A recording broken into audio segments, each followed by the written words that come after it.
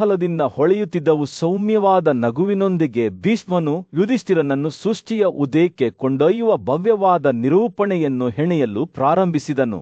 ಭೀಷ್ಮನ ಧ್ವನಿಯಲ್ಲಿ ಪೂಜ್ಯಭಾವ ತುಂಬಿದಂತೆ, ನಾನು ಈ ಕಥೆಯನ್ನು ದಿವ್ಯ ಋಷಿ ನಾರದನಿಂದ ಮತ್ತು ಕೃಷ್ಣವದ್ವೈಪಾಯನನಿಂದ ಕೇಳಿದ್ದೇನೆ ಎಂದನು. ಮಹಾನ್ ಋಷಿಗಳಾದ ಅಸಿತಾಪ, ದೇವಲ, ವಾಲ್ಮೀಕಿ ಮತ್ತು ಮಾರ್ಕಂಡೇಯರೆಲ್ಲರೂ ಗೋವಿಂದನನ್ನು ಪರಮ ಪುರುಷ, ಅತ್ಯಂತ ಅದ್ಭುತ ವ್ಯಕ್ತಿ ಎಂದು ಹೇಳುತ್ತಾರೆ. ಭೀಷ್ಮನ ಮಾತಿನಂತೆ ಗಾಳಿಯು ಪಾರಮಾರ್ಥಿಕ ಶಕ್ತಿಯಿಂದ ಕಂಪಿಸುವಂತೆ ತೋರುತ್ತಿತ್ತು. ಆತನು ವಿಷ್ಣುವನ್ನು ಎಲ್ಲಾ ಜೀವಿಗಳ ಮೂಲ ಎಂದು ಬಣ್ಣಿಸಿದನು. ಆತನು ಗಾಳಿ, ಬೆಳಕು, ನೀರು, ಬಾಹ್ಯಾಕಾಶ ಮತ್ತು ಭೂಮಿ ಎಂಬ 5 ಅಂಶಗಳನ್ನು ಸೃಷ್ಟಿಸಿದನು. ಭಗವಂತನ ಶಕ್ತಿಯು ಎಷ್ಟಿತ್ತೆಂದರೆ, ಆತನು ತನ್ನನ್ನು ತಾನು ನೀರಿನ ಮೇಲ್ಮೈಯಲ್ಲಿ ಇರಿಸಿಕೊಳ್ಳಲು ಮತ್ತು ಬ್ರಹ್ಮಾಂಡದ ಜೀವಿಗಳಲ್ಲಿ ಮೊದಲನೆಯವನಾದ ಪ್ರಜ್ಞೆಯನ್ನು ಸೃಷ್ಟಿಸಲು ಶಕ್ತನಾಗಿದ್ದನು. ಭೀಷ್ಮನು ಹೇಳುವುದನ್ನು ಮುಂದುವರಿಸುತ್ತಿದ್ದಂತೆ ವಿಷ್ಣುವಿನ ಹೊಕ್ಕುಳಿನಿಂದ ನೀರಿನ ಮೇಲೆ ತೇಲುತ್ತಿರುವ ಹೊಳೆಯುವ ಕಮಲವು ಅರಳಲು ಪ್ರಾರಂಭಿಸಿತು. ಈ ಪವಿತ್ರ ಹೂವು ಬ್ರಹ್ಮನಿಂದ ಹೊರಹೊಮ್ಮಿತು. ಎಲ್ಲಾ ಜೀವಿಗಳ ದೊಡ್ಡವನು ದಿಗಂತವನ್ನು ಬೆಳಗಿಸುವ ಹೊಳಪಿನಿಂದ ಹೊಳೆಯುತ್ತಿದ್ದನು. ಆದರೆ ಈ ದೈವಿಕ ಜನ್ಮದ ನಡುವೆ ಕತ್ತಲೆಯು ಸ್ವತಃ ಒಂದು ರೂಪವನ್ನು ಪಡೆದುಕೊಂಡಿತು. ಕುಮದು ಉಗ್ರ ಅವನು ಪರಮಾತ್ಮನಿಗೆ ಸವಾಲು ಹಾಕಲು ಧೈರ್ಯ ಮಾಡಿದನು. ವಿಶ್ವವು ತನ್ನ ಅನಂತ ಕರುಣೆಯಿಂದ ಮಧುವನ್ನು ಕೊಂದು ಬ್ರಹ್ಮನನ್ನು ಹಾನಿಯಿಂದ ರಕ್ಷಿಸಿದನು. ದೇವರುಗಳು, ದಾನವರು ಮತ್ತು ಮನುಷ್ಯರೆಲ್ಲರೂ ವಿಷ್ಣುವನ್ನು ಮಧುವಿನ ವಧೆಗಾರನಾದ ಮಧುಸೂದನ ಎಂದು ಹೊಗಳಿದರು. ವಿಷ್ಣು ಮರಿಚಿ, ಅತ್ರಿ, ಅನ್ನಿರರು, ಪುಲಸ್ತ್ಯ, ಪುಲಹ, ಕ್ರತು ಮತ್ತು ದಕ್ಷ ಎಂಬ 7 ಋಷಿಮುನಿಗಳನ್ನು ಸೃಷ್ಟಿಸಿದನೆಂದು ಆತ ಹೇಳಿದಾಗ ಭೀಷ್ಮನ ಧ್ವನಿಯು ಹೆಚ್ಚು ಸಜೀವವಾಯಿತು. ಪ್ರತಿ ದಾರವನ್ನು ಭವ್ಯವಾದ ವಿನ್ಯಾಸದಲ್ಲಿ ಸೂಕ್ಷ್ಮವಾಗಿ ನೇಯ್ದ ವರ್ಣಚಿತ್ರದಂತೆ ನಿರೂಪಣೆಯು ತೆರೆದುಕೊಂಡಿತು. ವಿಷ್ಣು ಆದಿತ್ಯರನ್ನು ಸೃಷ್ಟಿಸಿದನು. ಅವರಲ್ಲಿ ಅಗ್ರಗಣ್ಯ ದೇವರುಗಳು ಗೋವಿಂದನ ರೂಪದಲ್ಲಿ ಕುಬ್ಜನಾಗಿ ಜನಿಸಿದರು. ದಾನವರು ಸೋಲಿಸಲ್ಪಟ್ಟರು ಮತ್ತು ಅವರ ಸಂತತಿಯಾದ ಅಸುರರು ದೇವರಿಗೆ ಸವಾಲು ಹಾಕಲು ಹೊರಹೊಮ್ಮಿದರು. ಭೀಷ್ಮನ ಕಥೆಯು ತನ್ನ ಪರಾಕಾಷ್ಠೆಯನ್ನು ತಲುಪುತ್ತಿದ್ದಂತೆ ಯುಧಿಷ್ಠಿರನು ಶ್ರದ್ಧೆಯಿಂದ ಆಲಿಸಿದನು. ವಿಷ್ಣುವು ಹಗಲು ಮತ್ತು ರಾತ್ರಿ, ಮತ್ತುಗಳು ಮತ್ತು ಬೆಳಗಿನ ಮತ್ತು ಸಂಜೆಯನ್ನು ಸೃಷ್ಟಿಸಿದನೆಂದು ಅವನು ಕೇಳಿದನು. ದೇವರು ಮೋಡಗಳನ್ನು, ನಿಶ್ಚಲ ಮತ್ತು ಚಲಿಸುವ ವಸ್ತುಗಳನ್ನು ಮತ್ತು ಭೂಮಿಯ ಮೇಲಿನ ಎಲ್ಲಾ ಜೀವಿಗಳನ್ನು ಹುಟ್ಟುಹಾಕಿದನು.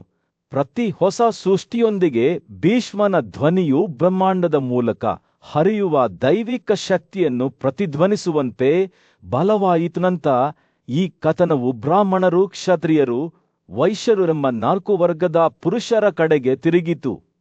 ಪ್ರಾಚೀನ ಬುದ್ಧಿವಂತಿಕೆಯ ಪವಿತ್ರ ಸಭಾಂಗಣಗಳಲ್ಲಿ ಭಾರತೀಯರ ಬುದ್ಧಿವಂತ ರಾಜ ಯುಧಿಷ್ಠಿರನು ಸಾಟಿಯಿಲ್ಲದ ಜ್ಞಾನದ ಋಷಿಯಾದ ಭೀಷ್ಮನ ಸಲಹೆಯನ್ನು ಕೇಳಿದನು.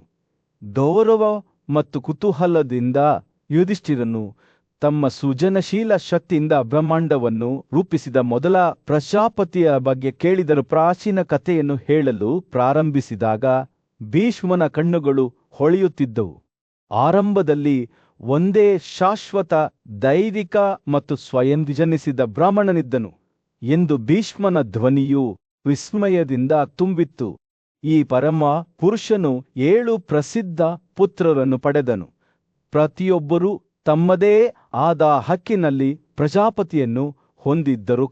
ಮರಿಚಿ, ಅತ್ರಿ, ಅಂದಿರ, ಪುಲಸ್ತ್ಯ, ಪುಲಹ, ಕ್ರತು ಮತ್ತು ಪೂಜ್ಯ ವಸಿಷ್ಠ ಅವರು ಸ್ವಯಂ ಜನಿಸಿದವರಿಗೆ ಸಮಾನರಾಗಿದ್ದರು. ಭೀಷ್ಮನು ಮಾತನಾಡುತ್ತಿದ್ದಂತೆ ಆತನ ಮಾತುಗಳು ಪುರಾಣ ಮತ್ತು ದಂತಕಥೆಗಳ ವರ್ಣಚಿತ್ರವನ್ನು ಹೆಣೆದವು.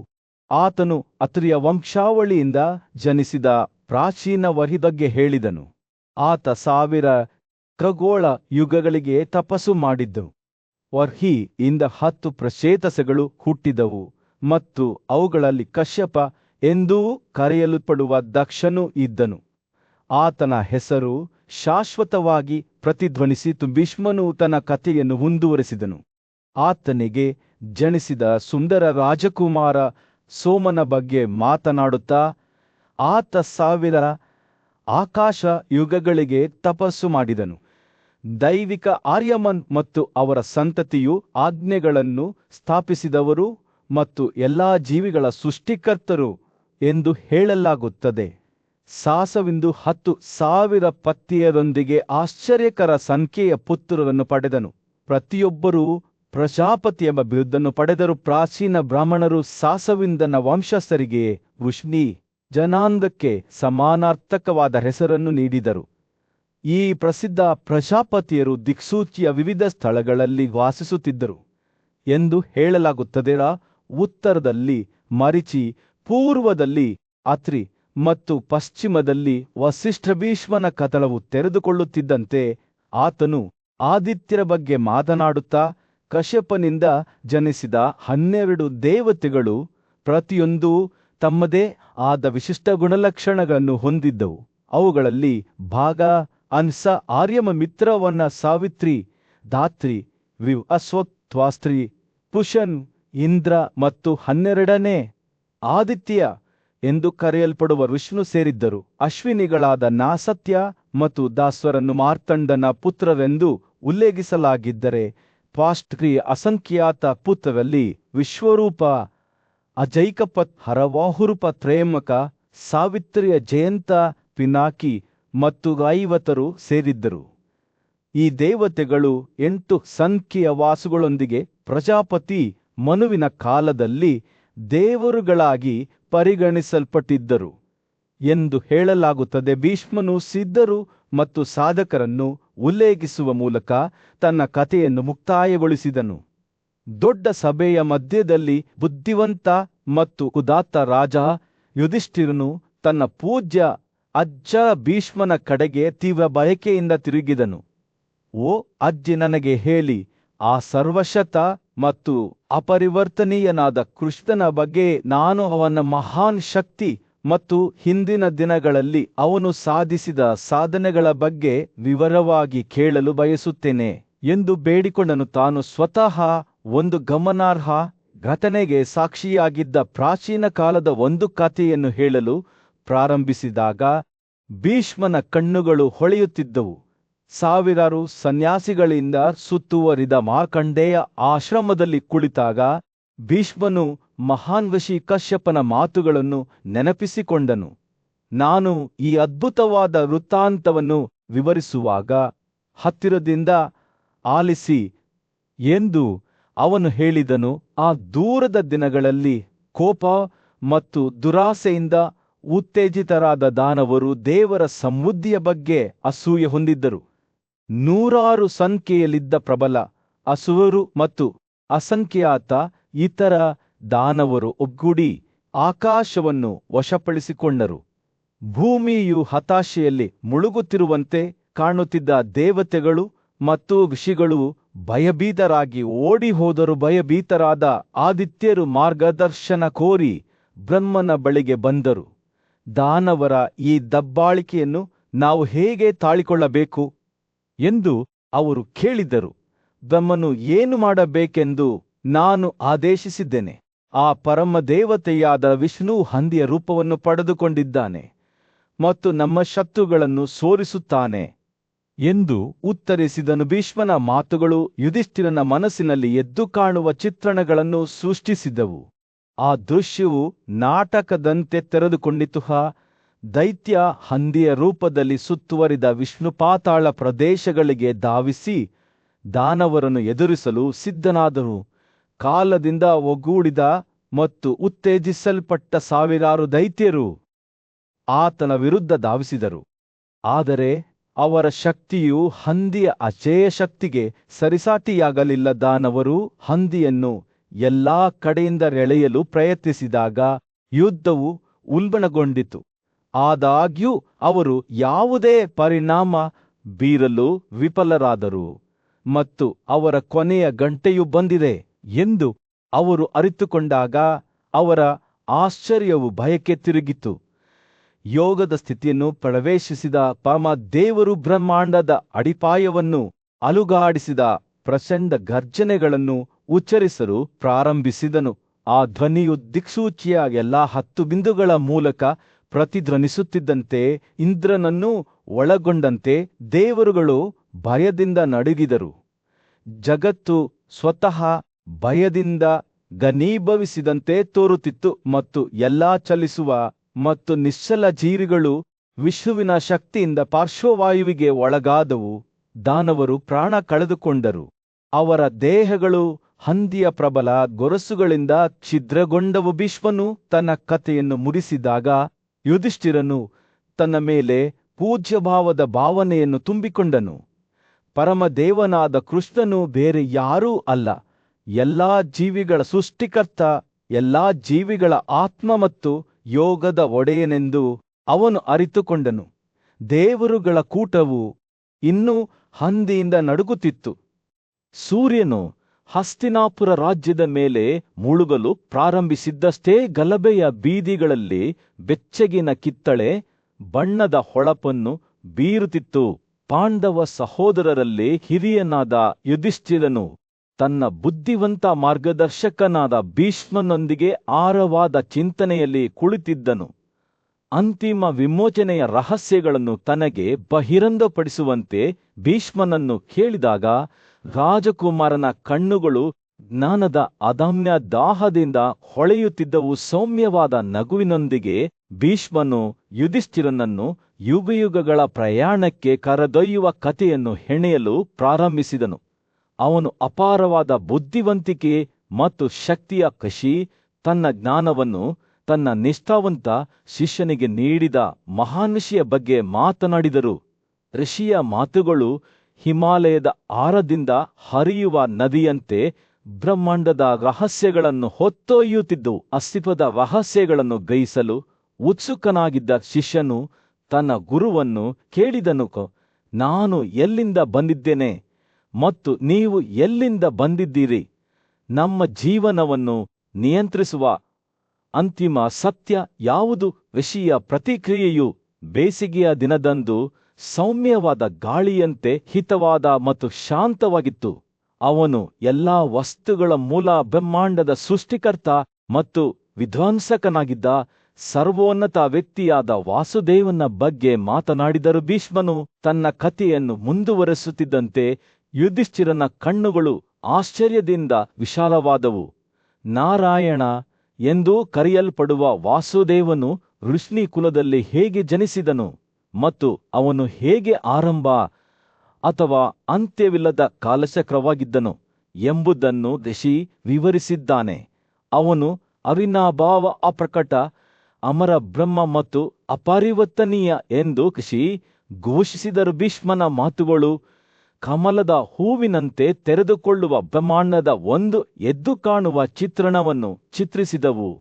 ಅದರ ಕೇಂದ್ರದಲ್ಲಿ ವಾಸುದೇವನು ಇದ್ದನು. ಭೂಮಿ, ನೀರು, ಬೆಂಕಿ, ಗಾಳಿ, ಆಕಾಶ, ಮನಸ್ಸು, ಬುದ್ಧಿವಂತಿಕೆ ಮತ್ತು ಅಹಂಕಾರ ಎಂಬ 8 ಆದಿಮ ಅಂಶಗಳು ಹೇಗೆ 5 ಇಂದ್ರಿಯಗಳನ್ನು, ಕ್ರಿಯೆಯ 5 ಅಂಗಗಳನ್ನು ಮತ್ತು 16ನೇ ಅಂಶವಾದ ಮನಸ್ಸನ್ನು ಹುಟ್ಟುಹಾಕಿದವು ಎಂಬುದನ್ನು ಋಷಿ ವಿವರಿಸಿದರು. ಯುಧಿಷ್ಠಿರನು ಆಲಿಸುತ್ತಿದ್ದಂತೆ ಆತನು ಎಲ್ಲಾ ಜೀವಿಗಳ ನಡುವಿನ ಸಂಬಂಧಗಳ ಸಂಕೀರ್ಣ ಜಾಲವನ್ನು ನೋಡಲು ಪ್ರಾರಂಭಿಸಿದನು. ಚಿಕ್ಕ ಕೀಟದಿಂದ ಹಿಡಿದು ಅತ್ಯಂತ ಶಕ್ತಿಶಾಲಿ ಪರ್ವತದವರೆಗಿನ ಪ್ರತಿಯೊಂದು ಜೀವಿಯು ಅವುಗಳೊಳಗೆ ವಾಸಿಸುತ್ತಿದ್ದ ವಾಸುದೇವನಿಗೆ ಹೇಗೆ ಸಂಬಂಧಿಸಿದೆ ಎಂಬುದನ್ನು ಋಷಿಯ ಮಾತುಗಳು ಬಹಿರಂಗಪಡಿಸಿದವು. 5 ಇಂದ್ರಿಯಗಳು, ಕ್ರಿಯೆಯ 5 ಅಂಗಗಳು ಮತ್ತು ಮನಸ್ಸು ಅಸ್ತಿತ್ವದ 9 ಬಾಗಿಲುಗಳ ಬಗ್ಗೆ ಮಾತನಾಡುವಾಗ ಭೀಷ್ಮನ ಕಥೆಯು ಪೂರ್ಣ ವಲಯಕ್ಕೆ ಬಂದಿತು. ಈ ಅಸ್ತಿತ್ವಗಳು, ಅವರು ಹೇಳಿದರು, ಪ್ರಕೃತಿಯ ಮೇಲಿರುವ ಸರ್ವೋಚ್ಚ ದೈವತ್ವದ ಮೇಲೆ ನಿಂತಿವೆ ಮತ್ತು ಅದು ಕ್ರಿಯೆಗೆ ಯಾವುದೇ ಒಲವು ಹೊಂದಿಲ್ಲ. ಆದ್ದರಿಂದ ಯುಧಿಷ್ಠಿರನ ಜ್ಞಾನದ ಬಾಯಾರಿಕೆ ತಣಿಯಿತು. ಎಲ್ಲಾ ವಸ್ತುಗಳ ಪರಸ್ಪರ ಸಂಪರ್ಕದ ಆಳವಾದ ತಿಳುವಳಿಕೆಯಿಂದ ಬದಲಾಯಿಸಲ್ಪಟ್ಟಿತು. ರಾತ್ರಿಯ ಆಕಾಶದಲ್ಲಿ ನಕ್ಷತ್ರಗಳು ಮಿನುಗಲು ಪ್ರಾರಂಭಿಸಿದಾಗ ಭೀಷ್ಮನು ಯುದ್ಧವನ್ನು ಬಿಟ್ಟು ತನ್ನ ಕಥೆಯನ್ನು ಮುಗಿಸಿದನು. ಪೂಜ್ಯ, ಬುದ್ಧಿವಂತ ಮತ್ತು ಪೂಜ್ಯ ಋಷಿಯಾದ ಭೀಷ್ಮನ ಸಮ್ಮುಖದಲ್ಲಿ ಒಬ್ಬ ಶಿಷ್ಯನು ಅಸ್ತಿತ್ವದ ರಹಸ್ಯಗಳ ಬಗ್ಗೆ ಸ್ಪಷ್ಟೀಕರಣವನ್ನು ಬಯಸಿದನು. ಸ್ಥಿರ ಮತ್ತು ಚಲನಶೀಲವಾದ ಎಲ್ಲಾ ಜೀವಿಗಳು ಅಪ್ರಕಟಿತ ಮೂಲದಿಂದ ಹುಟ್ಟುತ್ತವೆ ಮತ್ತು ಮರಣದಲ್ಲಿ ಅದರತ್ತ ಮರಳುತ್ತವೆ ಎಂದು ಭೀಷ್ಮನು ವಿವರಿಸಲು ಪ್ರಾರಂಭಿಸಿದನು. ಈ ಅಪ್ರಕಟವಾದ ಸತ್ವವು ಇನ್ನೂ ಸ್ಪಷ್ಟವಾಗದ ಗುಣಲಕ್ಷಣಗಳನ್ನು ಹೊಂದಿರುವ ಆತ್ಮವಾಗಿದೆ. ಅವರು ಮಾತನಾಡುವಾಗ ಭೀಷ್ಮರು ಈ ಪರಿಕಲ್ಪನೆಯನ್ನು ವಿವರಿಸಲು ಒಂದು ಗಮನಾರ್ಹವಾದ ಸಾದೃಶ್ಯವನ್ನು ಬಳಸಿದರು. ಅವರು ಆತ್ಮವನ್ನು ಒಂದು ಸಣ್ಣ ಅಶ್ವತ್ಥ ಹೂವಿನೊಳಗೆ ಸುಪ್ತವಾಗಿರುವ ಪೂರ್ಣವಾಗಿ ಅರಳಲು ಸರಿಯಾದ ಕ್ಷಣಕ್ಕಾಗಿ ಕಾಯುತ್ತಿರುವ ವಿಶಾಲವಾದ ಮರಕ್ಕೆ ಹೋಲಿಸಿದರು. ಅದೇ ರೀತಿ ಆತ್ಮದ ಅಪ್ರಕಟಿತ ಶಕ್ತಿಗಳು ನೈಸರ್ಗಿಕ ಪ್ರವೃತ್ತಿಗಳಿಂದ ಹುಟ್ಟಿದ ಪ್ರವೃತ್ತಿಗಳು ಮತ್ತು ಪ್ರವೃತ್ತಿಗಳಿಂದ ಪ್ರೇರೇಪಿಸಲ್ಪಟ್ಟಾಗ ಜನನ ಮತ್ತು ಪುನರ್ಜನ್ಮ ಸಂಭವಿಸುತ್ತದೆ. ಭೀಷ್ಮನು ಈ ಪ್ರವೃತ್ತಿಯನ್ನು ಮತ್ತು ಆಸ್ತಿಯನ್ನು ಅಯಸ್ಕಾಂತದ ಕಡೆಗೆ ಎಳೆಯಲಾದ ಕಬ್ಬಿಣದ ತುಂಡುಗಳಂತೆ ಹೊಸ ಜೀವನದಲ್ಲಿ ಆತ್ಮದ ಕಡೆಗೆ ಹೇಗೆ ಚಲಿಸುತ್ತಾನೆ ಎಂಬುದನ್ನು ವಿವರಿಸುವುದನ್ನು ಮುಂದುವರೆಸಿದಾಗ ಶಿಷ್ಯನ ಕಣ್ಣುಗಳು ಅಗಲವಾದವು.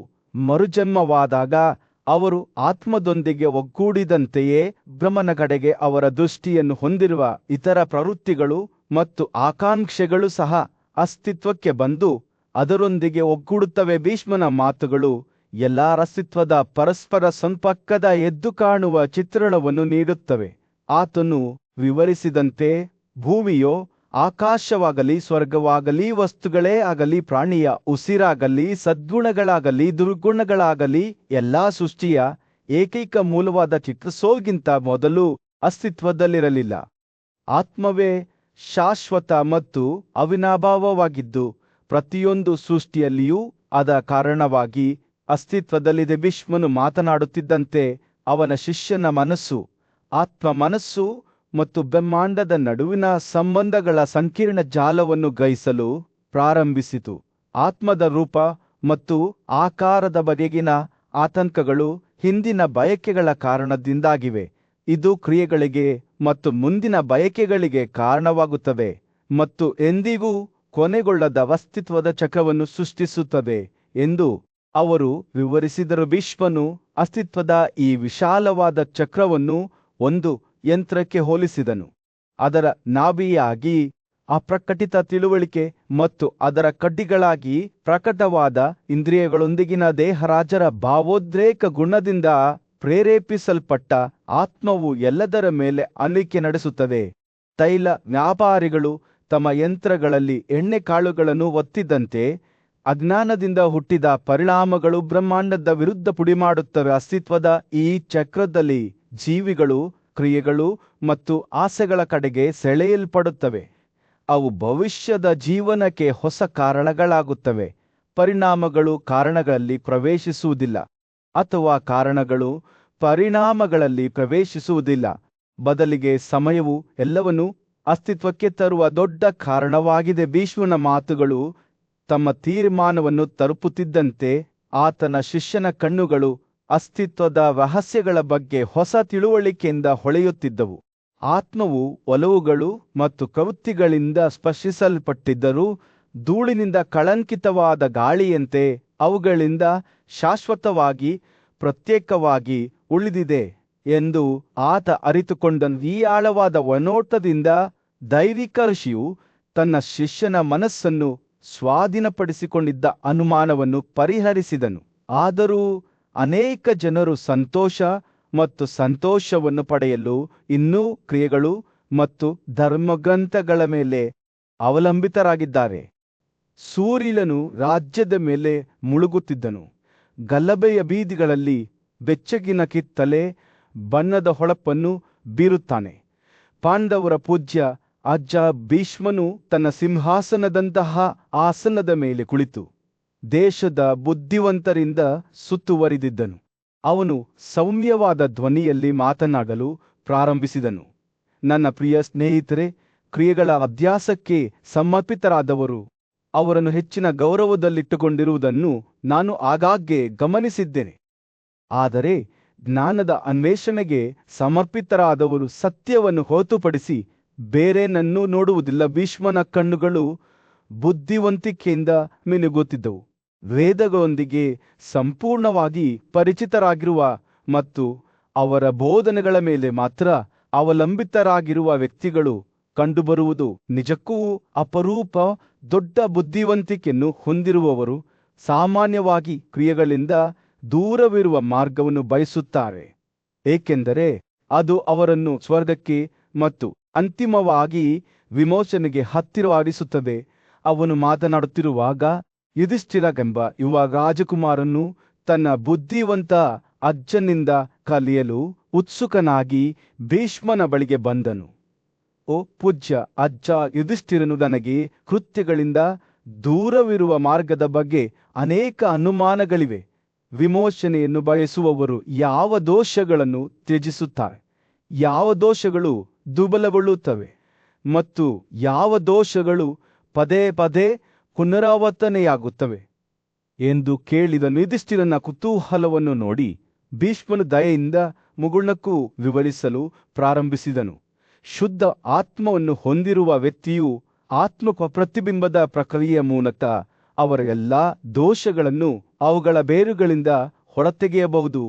ಉಕ್ಕಿನ ಸರಪಳಿಯನ್ನು ಕಡಿದು ಈ ಪ್ರಕ್ರಿಯೆಯಲ್ಲಿ ತನ್ನನ್ನು ತಾನು ಒಡೆಯುವ ಕೊಡಲಿಯಂತೆ ಶುದ್ಧಗೊಂಡ ಆತ್ಮವು ಕತ್ತಲೆ ಮತ್ತು ಅಜ್ಞಾನದಿಂದ ಹುಟ್ಟಿದಾಗೆಲ್ಲ ನ್ಯೂನತೆಗಳನ್ನು ನಾಶಪಡಿಸುತ್ತದೆ, ಅಂತಿಮವಾಗಿ ವಿಮೋಚನೆಯನ್ನು ಪಡೆಯುತ್ತದೆ. ಭೀಷ್ಮರು ಮಾತನಾಡುತ್ತಿದ್ದಂತೆ ಅವರ ಮಾತುಗಳು ಒಳ್ಳೆಯತನ, ಭಾವೋದ್ರೇಕ ಮತ್ತು ಕತ್ತಲೆಯ ಗುಣಲಕ್ಷಣಗಳ ನಡುವಿನ ಸಂಕೀರ್ಣ ಸಂಬಂಧಗಳನ್ನು ಬಹಿರಂಗಪಡಿಸುವ ಮೂಲಕ ಬುದ್ಧಿವಂತಿಕೆಯ ಭಾವಚಿತ್ರವನ್ನು ಹೆಣೆದವು. ಈ ಗುಣಲಕ್ಷಣಗಳು ತೃಪ್ತಿಯಿಂದ ಹಿಡಿದು ಕ್ರೌರ್ಯದವರೆಗೆ ಜೀವನದ ಪ್ರತಿಯೊಂದು ಅಂಶದ ಮೇಲೆ ಹೇಗೆ ಪ್ರಭಾವ ಬೀರುತ್ತವೆ ಮತ್ತು ಅವು ಹೇಗೆ ಪ್ರಯೋಜನಕಾರಿಯಾಗಬಹುದು ಅಥವಾ ಹಾನಿಕರವಾಗಬಹುದು ಎಂಬುದನ್ನು ಅವರು ವಿವರಿಸಿದ. ನಂಬಿಕೆ ಮತ್ತು ಧರ್ಮಗ್ರಂಥಗಳ ಜ್ಞಾನವನ್ನು ಹೊಂದಿರುವವರು ಮತ್ತು ಒಳ್ಳೆಯತನದ ಗುಣಲಕ್ಷಣಗಳನ್ನು ಪಾಲಿಸುವವರು ಒಳ್ಳೆಯ ವಿಷಯಗಳಿಗೆ ಮಾತ್ರ ಹಾಜರಾಗುತ್ತಾರೆ ಮತ್ತು ನೈತಿಕ ಸೌಂದರ್ಯದಿಂದ ಸಂಪನ್ನರಾಗುತ್ತಾರೆ. ಅವರು ಎಲ್ಲ ಕಳಂಕಗಳಿಂದ ಮುಕ್ತರಾಗುತ್ತಾರೆ ಮತ್ತು ಶಾಂತಿಯುತ ಜೀವನವನ್ನು ನಡೆಸುತ್ತಾರೆ ಎಂದು ಭೀಷ್ಮನ ಮಾತುಗಳನ್ನು ದೇಶದ ಬುದ್ಧಿವಂತರು ಶ್ರದ್ಧೆಯಿಂದ ಆಲಿಸಿದರು. ಸಂಜೆ ಕಳೆದಂತೆ ಸಭೆಯು ಚಿಂತನಶೀಲ ಮೌನದಲ್ಲಿ ಕರಗಿತು. ಪ್ರತಿಯೊಬ್ಬ ಸದಸ್ಯರು ವಿಮೋಚನೆಯ ಹಾದಿಯಲ್ಲಿ ತಮ್ಮದೇ ಆದ ಪ್ರತಿಬಿಂಬಗಳಲ್ಲಿ ಕಳೆದು ಹೋದರು. ರಾತ್ರಿ ಆಕಾಶದಲ್ಲಿ ನಕ್ಷತ್ರಗಳು ಮಿನುಗಲು ಪ್ರಾರಂಭಿಸಿದವು ಮತ್ತು ಭೀಷ್ಮನ ಮಾತುಗಳು ಗಾಳಿಯಲ್ಲಿ ಮೃದುವಾದ ಗಾಳಿಯಂತೆ ತೂಗಾಡುತ್ತಿದ್ದವು. ಬುದ್ಧಿವಂತಿಕೆ ಮತ್ತು ವಿಮೋಚನೆಯ ಭರವಸೆಯನ್ನು ತಮ್ಮೊಂದಿಗೆ ಹೊತ್ತುಕೊಂಡಿದ್ದವು. ವಿಶಾಲವಾದ ಮತ್ತು ಪ್ರಾಚೀನ ಕಾಡಿನ ಮಧ್ಯದಲ್ಲಿ ಭೀಷ್ಮನ ಕಣ್ಣುಗಳು ಆತ್ಮದ ಆಳವನ್ನು ದಿಟ್ಟಿಸಿ ನೋಡುತ್ತಿದ್ದವು. ಅವನು ಮಾತನಾಡಲು ಪ್ರಾರಂಭಿಸಿದನು. ಅವನ ಮಾತುಗಳು ತಿಳುವಳಿಕೆಯ ಎಲೆಗಳನ್ನು ತೂಗಾಡುತ್ತಿದ್ದ ಸೌಮ್ಯವಾದ ಗಾಳಿಯಂತೆ ಭಾವೋದ್ರೇಕದ ಗುಣಲಕ್ಷಣದಿಂದ ಭ್ರಮೆ ಹುಟ್ಟುತ್ತದೆ. ಅವರು ಹೇಳಿದರು, ನಿರ್ಣಯದ ನಷ್ಟವು ಮನಸ್ಸನ್ನು ಕತ್ತಲೆಯ ಬಿರುಗಾಳಿಯ ಆಕಾಶದಂತೆ ಮೋಡ ಮಾಡುತ್ತದೆ ಮತ್ತು ಈ ಭ್ರಮೆಯಿಂದ ಓ ಭರತ ಜನಾಂಗದ ಗೂಳಿ ಕೋಪ ಮತ್ತು ಕಾಮ ಮತ್ತು ಭಯ ಮತ್ತು ಹೆಮ್ಮೆ ಉದ್ಭವಿಸುತ್ತದೆ. ಇವು ನಮ್ಮನ್ನು ಜನನ ಮತ್ತು ಮರಣದ ಚಕ್ರಕ್ಕೆ ಬಂಧಿಸುವ ಶಕ್ತಿಗಳಾಗಿವೆ. ಭೀಷ್ಮನು ಮಾತನಾಡುತ್ತಿದ್ದಂತೆ ಅವನ ಮಾತುಗಳು ಆತ್ಮದ ಸ್ವರೂಪದ ಬಗ್ಗೆ ಒಳನೋಟವನ್ನು ತೋರಿಸುತ್ತವೆ. ಈ ಎಲ್ಲ ಭಾವೋದ್ರೇಕಗಳು ನಾಶವಾದಾಗ ಅವನು ಹೇಳಿದ್ದನು, ಒಬ್ಬನು ಶುದ್ಧನಾಗುತ್ತಾನೆ. ಪರಿಶುದ್ಧತೆಯನ್ನು ಪಡೆಯುವ ಮೂಲಕ ಒಬ್ಬ ವ್ಯಕ್ತಿಯು ಪರಮಾತ್ಮನ ಜ್ಞಾನವನ್ನು ತಲುಪುವಲ್ಲಿ ಯಶಸ್ವಿಯಾಗುತ್ತಾನೆ.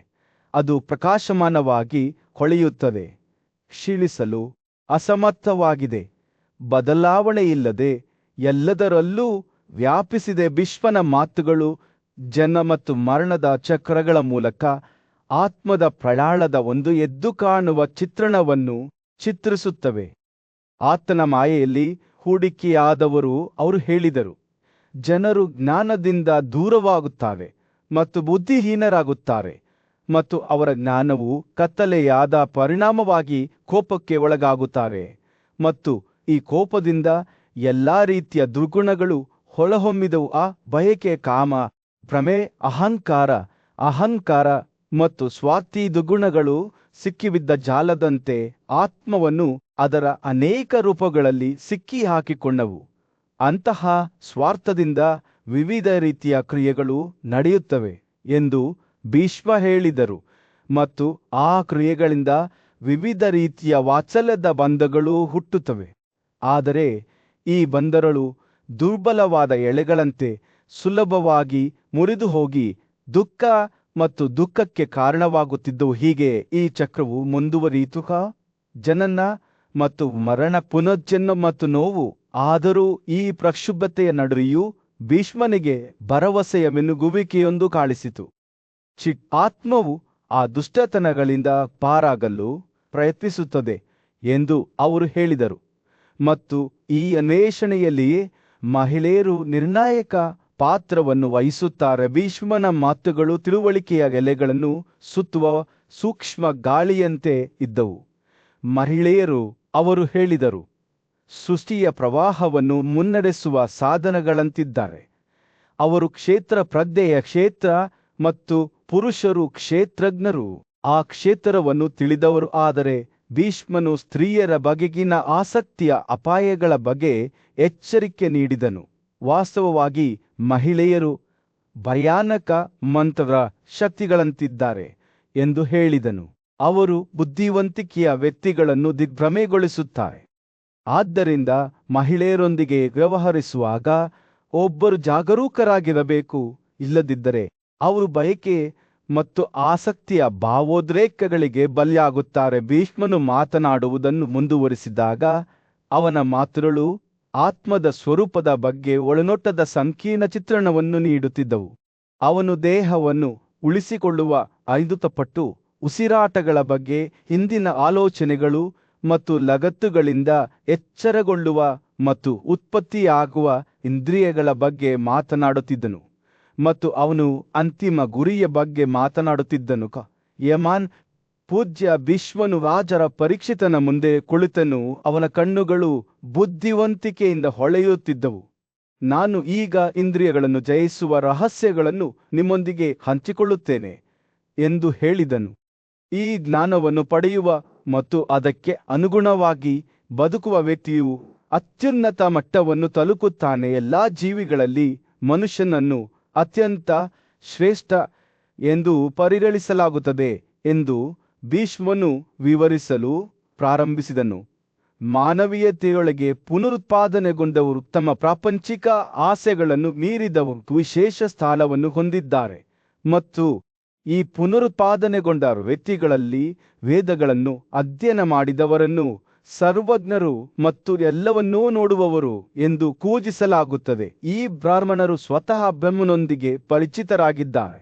ಅವರು ಜ್ಞಾನದಿಂದ ಮಾರ್ಗದರ್ಶಿತರಾದ ಕುರುಡರಂತೆ, ಆದರೆ ಅದು ಇಲ್ಲದವರು ಜೀವನದ ಪ್ರಯಾಣದಲ್ಲಿ ಎಡವಿ ಬೀಳುತ್ತಾರೆ, ಅನೇಕ ಅಡೆತಡೆಗಳನ್ನು ಎದುರಿಸುತ್ತಾರೆ ಎಂದು ಭೀಷ್ಮ ಮುಂದುವರಿಸಿದರು. ಭೀಷ್ಮನು ನೀತಿವಂತರ ಗುಣಗಳನ್ನು ವಿವರಿಸಿದಂತೆ ರಾಜನು ಶ್ರದ್ಧೆಯಿಂದ ಆಲಿಸಿದನು. ಮಾತು, ದೇಹ ಮತ್ತು ಮನಸ್ಸಿನ ಶುದ್ಧತೆಯನ್ನು ಅಭ್ಯಾಸ ಮಾಡುವವರು ಕ್ಷಮೆ, ಸತ್ಯ ಮತ್ತು ಸ್ಥಿರತೆ ಮತ್ತು ಬುದ್ಧಿವಂತಿಕೆ, ಈ ಸದ್ಗುಣಶೀಲ ವ್ಯಕ್ತಿಗಳು ಪ್ರಾಪಂಚಿಕ ಕರ್ತವ್ಯಗಳು ಮತ್ತು ಆಧ್ಯಾತ್ಮಿಕ ಆಚರಣೆಗಳೆರಡನ್ನೂ ಪಾಲಿಸುತ್ತಾರೆ. ಭೀಷ್ಮನು ಘೋಷಿಸಿದನು, ಅತ್ಯಂತ ಶ್ರೇಷ್ಠ ಮಾರ್ಗವೆಂದರೆ ಬ್ರಹ್ಮಚರ್ಯ. 5 ಪ್ರಮುಖ ಉಸಿರಾಟಗಳಾದ ಮನಸ್ಸು, ತಿಳುವಳಿಕೆ, ಇಂದ್ರಿಯಗಳು ಮತ್ತು ಕ್ರಿಯೆಗಳೊಂದಿಗಿನ ಆಸಕ್ತಿಯಿಂದ ಮುಕ್ತವಾಗಿರುವ ಸ್ಥಿತಿ.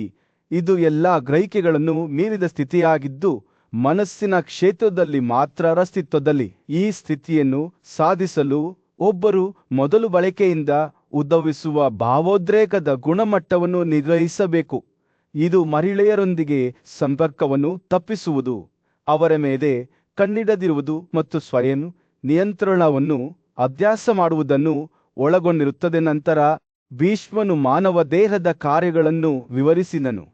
ಅದನ್ನು ಪೋಷಿಸಲು ಪ್ರಮುಖ ರಸಗಳನ್ನು ಸಾರಿಸುವ ನಾಳಗಳನ್ನು ವಿವರಿಸಿದನು. ಅವರು ಈ ನಾಳಗಳನ್ನು ವಿಶಾಲವಾದ ಸಾಗರಕ್ಕೆ ಹರಿಯುವ ನದಿಗಳಿಗೆ ಹೋಲಿಸಿದರು. ಅವು ಹೇಗೆ ಜೀವನವನ್ನು ಉಳಿಸಿಕೊಳ್ಳುತ್ತವೆ ಎಂಬುದನ್ನು ವಿವರಿಸುತ್ತದೆ. ಮಹಾನ್ ಋಷಿ ಅತ್ರಿಯು ಆಹಾರ ಕಲ್ಪನೆ ಮತ್ತು ಬಯಕೆಯಿಂದ ಉದ್ಭವಿಸುವ ಪ್ರಮುಖ ಬೀಜದ ಪೀಳಿಗೆಯ ರಹಸ್ಯಗಳನ್ನು ಬಹಿರಂಗಪಡಿಸಿದ್ದನು. ಈ ಪ್ರಕ್ರಿಯೆಯನ್ನು ಅರ್ಥ ಮಾಡಿಕೊಳ್ಳುವವರು ಸಂಯಮದ ಮನೋಭಾವದ ಮನುಷ್ಯರೆಂದು ಹೇಳಲಾಗುತ್ತದೆ. ಅವರ ಪಾಪಗಳು ಜ್ಞಾನದಿಂದ ಸುಟ್ಟು ಹೋಗುತ್ತವೆ. ಅವರು ಪುನರ್ಜನ್ಮದಿಂದ ತಪ್ಪಿಸಿಕೊಳ್ಳುತ್ತಾರೆ, ಏಕೆಂದರೆ ಅವರ ಮನಸ್ಸುಗಳು ಬಯಕೆಯಿಂದ ಮುಕ್ತವಾಗಿವೆ, ಶಾಶ್ವತವಾಗಿವೆ ಮತ್ತು ಪ್ರಕಾಶಮಾನವಾಗಿವೆ. ದೇಹ ಮತ್ತು ಇಂದ್ರಿಯಗಳ ಬಂಧಗಳನ್ನು ಮೀರಿ ಪಾಪರಹಿತ ಜೀವನವನ್ನು ನಡೆಸುವ ಮಹತ್ವವನ್ನು ಒತ್ತಿ ಹೇಳುವ ಮೂಲಕ ಭೀಷ್ಮನು ತನ್ನ ಪ್ರವಚನವನ್ನು ಮುಕ್ತಾಯಗೊಳಿಸಿದನು. ಈ ಜ್ಞಾನದ ಮೂಲಕ ಒಬ್ಬರು ವಿಮೋಚನೆಯ ಅಮೃತವನ್ನು ಸವಿಯಬಹುದು ಎಂದು ಅವರು ಹೇಳಿದರು. ಪ್ರಶಾಂತವಾದ ಕಾಡಿನ ಹೊದಿಕೆಯಲ್ಲಿ ಭೀಷ್ಮನು ಚಿಂತನಶೀಲ ಮೌನದಲ್ಲಿ ಕುಳಿತಿದ್ದನು. ಅವನ ಕಣ್ಣುಗಳು ಹೊರಗಿನ ಜಗತ್ತನ್ನು ನೋಡುತ್ತಿದ್ದವು. ಅವನು ಮಾತನಾಡಲು ಪ್ರಾರಂಭಿಸಿದನು. ಅವನ ಧ್ವನಿಯು ಶಾಂತವಾದ ರಾಗದಂತೆ ಸೌಮ್ಯವಾದ ಗಾಳಿಯನ್ನು ಹೊತ್ತುಕೊಂಡಿತ್ತು. ಪ್ರಿಯ ಜೀವಿಗಳೇ, ನೀವೆಲ್ಲರೂ ಇಂದ್ರಿಯಗಳ ಕ್ಷಣಭಂಗುರ ಸುಖಗಳಿಗೆ ಆಸಕ್ತಿಯಿಂದ ಬದ್ಧರಾಗಿದ್ದೀರಿ. ಆದರೆ ಈ ಪ್ರಾಪಂಚಿಕ ಆಸೆಗಳನ್ನು ಮೀರಿದವರು ಅತ್ಯುನ್ನತ ಮಟ್ಟಕ್ಕೆ ತಲುಪಿ ಜೀವನದ ಪ್ರಕ್ಷುಬ್ಧತೆಯ ಮೂಲಕ ಅವರಿಗೆ ಮಾರ್ಗದರ್ಶನ ನೀಡುವ ಆಂತರಿಕ ಬೆಳಕಿನಿಂದ ಹೊಳೆಯುತ್ತಾರೆ ಎಂದು ಅವರು ಹೇಳಿದರು. ಭೀಷ್ಮರು ಮಾತನಾಡುತ್ತಿದ್ದಂತೆ ಅವರ ಮಾತುಗಳು ಬುದ್ಧಿವಂತಿಕೆಯ ಭಾವಚಿತ್ರವನ್ನು ನೇದವು. ನಮ್ಮ ಅಸ್ತಿತ್ವವು ನೋವುಗಳಿಂದ ತುಂಬಿದೆ ಎಂದು ನಮಗೆ ನೆನಪಿಸುತ್ತದೆ. ಜನನ ಮರಣ, ಕೊಳೆತ, ದುಃಖ, ರೋಗ ಮತ್ತು ಆತಂಕ. ಆದರೂ ಈ ಚಕ್ರದಿಂದ ವಿಮೋಚನೆ ಪಡೆಯುವುದು ನಮ್ಮ ಶಕ್ತಿಯೊಳಗೆ ಇದೆ ಎಂದು ಅವರು ಹೇಳಿದರು. ಸ್ವಾತಂತ್ರ್ಯವನ್ನು ಸಾಧಿಸಲು ಒಬ್ಬರು ಆಲೋಚನೆ, ಮಾತು ಮತ್ತು ಕಾರ್ಯಗಳಲ್ಲಿ ಶುದ್ಧತೆಯನ್ನು ಬೆಳೆಸಿಕೊಳ್ಳಬೇಕು. ಒಬ್ಬರು ಹೆಮ್ಮೆಯನ್ನು ತ್ಯಜಿಸಬೇಕು, ಸರಳವಾದ ಭಿಕ್ಷಾವೃತ್ತಿಯ ಜೀವನವನ್ನು ನಡೆಸಬೇಕು ಮತ್ತು ಪ್ರಾಪಂಚಿಕ ವಸ್ತುಗಳಿಗೆ ಅಂಟಿಕೊಳ್ಳದೆ ಸಂತೋಷವನ್ನು ಮುಂದುವರಿಸಬೇಕು ಎಂದು ಭೀಷ್ಮ ಮುಂದುವರಿಸಿದರು. ಭೀಷ್ಮನ ಮಾತುಗಳು ನಮ್ಮ ಆತ್ಮಗಳ ಒಣಗಿದ ಭೂಮಿಯನ್ನು ಪೋಷಿಸುವ ಸೌಮ್ಯವಾದ ಮಳೆ ಸುರಿಯಂತೆ ಇದ್ದವು. ಆತ ಸಹಾನುಭೂತಿಯ ಬಗ್ಗೆ ಮಾತನಾಡುತ್ತಾ ಅದು ಎರಡು ತುದಿಗಳ ಕತ್ತಿಯಾಗಿದೆ ಎಂದು ನಮಗೆ ನೆನಪಿಸಿದವು. ಅದು ನಮ್ಮನ್ನು ಇತರರಿಗೆ ಹತ್ತಿರ ತರುತ್ತದೆಯಾದರೂ ಅವರ ಯಾತನೆಯಲ್ಲಿ ನಮ್ಮನ್ನು ಸಿಕ್ಕಿ ಹಾಕಿಸಿಕೊಳ್ಳಬಹುದು. ನಾವು ಯಾವುದೇ ಒಳ್ಳೆಯ ಅಥವಾ ಕೆಟ್ಟದ್ದನ್ನು ಮಾಡಿದರೂ ನಾವು ಅದರ ಪರಿಣಾಮಗಳನ್ನು ಪಡೆಯುತ್ತೇವೆ. ಆದ್ದರಿಂದ ದೇಹ, ಮಾತು ಮತ್ತು ಮನಸ್ಸಿನಲ್ಲಿ ಆತ್ಮಸಂಯಮವನ್ನು ಅಭ್ಯಾಸ ಮಾಡುವ ಶುದ್ಧ ಮತ್ತು ನ್ಯಾಯಯುತವಾದ ಕ್ರಿಯೆಗಳಿಗಾಗಿ ಶ್ರಮಿಸೋಣ ಎಂದು ಭೀಷ್ಮನು ಹೇಳಿದನು. ಸೂರ್ಯನು ಮುಳುಗಲು ಪ್ರಾರಂಭಿಸಿದಾಗ ಕಾಡಿನ ಮೇಲೆ ಬೆಚ್ಚಗಿನ ಕಿತ್ತಳೆ ಬಣ್ಣದ ಹೊಳಪನ್ನು ಬೀಸಿದ ಭೀಷ್ಮನ ಮಾತುಗಳು ಆಳವಾದ ಮಹತ್ವವನ್ನು ಪಡೆದುಕೊಂಡವು. ಅವರು ಬೇರ್ಪಡುವಿಕೆಯನ್ನು ಬೆಳೆಸುವ ಮಹತ್ವವನ್ನು, ಪ್ರಾಪಂಚಿಕ ವಸ್ತುಗಳ ಬಗೆಗಿನ ನಮ್ಮ ಬಾಂಧವ್ಯವನ್ನು ಬಿಡುವುದರ ಬಗ್ಗೆ ಮಾತನಾಡಿದರು. ಬಳಕೆಯನ್ನು ಮೀರಿದವನು ಏಕಾಂತದಲ್ಲಿ ವಾಸಿಸುವವನು, ಸರಳ ಭಾವನೆಯೊಂದಿಗೆ ಸಂತೃಪ್ತನಾಗಿರುವವನು ಮತ್ತು ಆಧ್ಯಾತ್ಮಿಕ ಅಭ್ಯಾಸಗಳಿಗೆ ಬದ್ಧನಾಗಿರುವವನು. ಆ ವ್ಯಕ್ತಿಯು ಬೆವನಿಗೆ ಅಂತಿಮ ವಾಸ್ತವವನ್ನು ಸಾಧಿಸಿದ್ದಾನೆ ಎಂದು ಅವರು ಹೇಳಿದರು. ಭೀಷ್ಮನ ಮಾತುಗಳು ನಮ್ಮ ಮನಸ್ಸಿನ ಭೂದೃಶ್ಯದ ಮೂಲಕ ಸಲೀಸಾಗಿ ಹರಿಯುವ ಒಂದು ಸೌಮ್ಯವಾದ ಹೊಳೆಯಂತೆ ಇದ್ದವು. ಅವರು ನಮ್ಮ ಇಂದ್ರಿಯಗಳನ್ನು ನಿಯಂತ್ರಿಸುವ ಅವರ ಪ್ರಾಪಂಚಿಕ ಮೋಹಗಳಿಂದ ಅವರನ್ನು ಹಿಂತೆಗೆದುಕೊಳ್ಳುವ ಮತ್ತು ಆತ್ಮದ ಬಗ್ಗೆ ಆಳವಾದ ತಿಳುವಳಿಕೆಯನ್ನು ಬೆಳೆಸಿಕೊಳ್ಳುವ ಮಹತ್ವದ ಬಗ್ಗೆ ಮಾತನಾಡಿದರು. ನಿರಂತರ ಪ್ರಯತ್ನದ ಮೂಲಕ ನಾವು ಶಾಶ್ವತ, ಮರಣರಹಿತ, ಬದಲಾಗದ ಮತ್ತು ಹದಗೆಡದ ಬೆಳಕನ್ನು ತಲುಪಬಹುದು ಎಂದು ಅವರು ಹೇಳಿದರು. ರಾತ್ರಿಯ ಆಕಾಶದಲ್ಲಿ ನಕ್ಷತ್ರಗಳು ಮಿನುಗಲು ಪ್ರಾರಂಭಿಸಿದಾಗ ಭೀಷ್ಮನ ಮಾತುಗಳು ಮೌನವಾಗಿ ಮಾಯವಾಗಿ ಶಾಂತಿ ಮತ್ತು ನೆಮ್ಮದಿಯ ಭಾವವನ್ನು ಬಿಟ್ಟು ಹೋದವು. ಅವನ ಸಂದೇಶವು ಸ್ಪಷ್ಟವಾಗಿತ್ತು. ನಮ್ಮೊಳಗೆ ನಮ್ಮ ನೋವನ್ನು ಮೀರಿಸುವ ಭ್ರಮನನ್ನು ತಲುಪುವ ಮತ್ತು ಜನನ ಮತ್ತು ಮರಣದ ಚಕ್ರದಿಂದ ಶಾಶ್ವತವಾದ ಸ್ವಾತಂತ್ರ್ಯವನ್ನು ಪಡೆಯುವ ಶಕ್ತಿ ಇದೆ. ಪ್ರಶಾಂತವಾದ ಕಾಡಿನ ಮಧ್ಯದಲ್ಲಿ ಭೀಷ್ಮನು ಚಿಂತನಶೀಲ ಮೌನದಲ್ಲಿ ಕುಳಿತಿದ್ದನು. ಅವನ ಕಣ್ಣುಗಳು ಒಳಗೆ ಆಳವಾಗಿ ನೋಡುತ್ತಿದ್ದವು. ಅವನು ಮಾತನಾಡಲು ಪ್ರಾರಂಭಿಸಿದನು. ಅವನ ಮಾತುಗಳು ಬುದ್ಧಿವಂತಿಕೆಯಿಂದ ತೊಟ್ಟಿಕ್ಕಿದವು. ಅವನು ಯೋಗಿಯ ಮಾರ್ಗದ ರಹಸ್ಯಗಳನ್ನು ಹಂಚಿಕೊಂಡನು. ಪಾಪರಹಿತ ಬ್ರಹ್ಮಚರ್ಯದ ಹಾದಿಯಲ್ಲಿ ನಡೆಯಲು ಪ್ರಯತ್ನಿಸುವ ಯೋಗಿ ಮೊದಲು ನಿದ್ರೆ ಮತ್ತು ಕನಸುಗಳ ಸ್ವರೂಪವನ್ನು ಅರ್ಥ ಮಾಡಿಕೊಳ್ಳಬೇಕು, ಏಕೆಂದರೆ ಕನಸುಗಳಲ್ಲಿ ನಮ್ಮ ಮೂರ್ತರೂಪದ ಆತ್ಮವು ಭಾವೋದ್ರೇಕರ ಮತ್ತು ಕತ್ತಲೆಯ ಗುಣಲಕ್ಷಣಗಳಿಂದ ಪ್ರಭಾವಿತವಾಗಿರುತ್ತದೆ ಮತ್ತು ನಾವು ನಿಜವಾಗಿಯೂ ನಮ್ಮದಲ್ಲದ ಆಸೆಗಳನ್ನು ಹೊಂದಿದ್ದೇವೆ ಎಂದು ಭೀಷ್ಮ ಹೇಳಿದರು. ಭೀಷ್ಮನ ಮಾತುಗಳು ಬೇಸಿಗೆಯ ದಿನದಂದು ಸೌಮ್ಯವಾದ ಗಾಳಿಯಂತೆ ಗಾಳಿಯಲ್ಲಿ ತೂಗಾಡುತ್ತಿದ್ದವು. ಅವನು ಎಚ್ಚರವಾಗಿರಲು ಬಯಸುವ ಯೋಗಿಯ ಬಗ್ಗೆ ಮಾತನಾಡುವುದನ್ನು ಮುಂದುವರಿಸಿದನು. ಈ ಯೋಗಿ ತನ್ನನ್ನು ತಾನು ಜ್ಞಾನಕ್ಕೆ ಅರ್ಪಿಸಿಕೊಳ್ಳುತ್ತಾನೆ, ಸಮರ್ಪಣೆ ಮತ್ತು ನಿರಂತರತೆಯಿಂದ ತನ್ನನ್ನು ತೊಡಗಿಸಿಕೊಳ್ಳುತ್ತಾನೆ. ಈ ಶಿಸ್ತಿನ ಮೂಲಕ ಅವನು ನಮ್ಮೆಲ್ಲರನ್ನೂ ಸುತ್ತುವರೆದಿರುವ ನಿದ್ದೆಯಿಂದ ಸ್ಪರ್ಶಿಸಲ್ಪಡದೆ ಜಾಗರೂಕತೆಯಿಂದ ಮತ್ತು ಜಾಗೃತನಾಗಿರುತ್ತಾರೆ. ತಿಳುವಳಿಕೆಗೆ ಉತ್ಸುಕನಾಗಿದ್ದ ಒಬ್ಬ ಯುವ ಅನ್ವೇಷಕನು ಭೀಷ್ಮನ ಬಳಿಗೆ ಬಂದನು. ಅನ್ವೇಷಕನು ಕೇಳಿದನು, ಪೂಜ್ಯನಾದ, ನನಗೆ ಹೇಳು, ನಮ್ಮ ಇಂದ್ರಿಯಗಳು ಸ್ಥಗಿತಗೊಂಡಿದ್ದರೂ ಸಹ ನಾವು ವಸ್ತುಗಳು ಮತ್ತು ಕ್ರಿಯೆಗಳಿಂದ ಸುತ್ತುವರಿದಿದ್ದೇವೆ ಎಂದು ಭಾವಿಸುವ ಈ ಸ್ಥಿತಿ ಯಾವುದು? ಭೀಷ್ಮನು ಮುಗುಳ್ನಕ್ಕನು. ಅವನ ಕಣ್ಣುಗಳು ಜ್ಞಾನದಿಂದ ಮಿನುಗುತ್ತಿದ್ದವು. ಈ ಪ್ರಶ್ನೆಯು ಅನೇಕ ಋಷಿಗಳನ್ನು ಗೊಂದಲಕ್ಕೀಡು ಮಾಡಿದೆ. ಆದರೆ ಇದಕ್ಕೆ ಒಮ್ಮೆ ಸ್ವತಃ ಮಹಾನ್ ಗುರು ಹರಿಯೇ ಉತ್ತರಿಸಿದ್ದಾರೆ. ಇದು ಮನಸ್ಸಿನ ಸೃಜನಶೀಲ ಶಕ್ತಿಯಿಂದಾಗಿದೆ ಎಂದು ಅವರು ವಿವರಿಸಿದರು.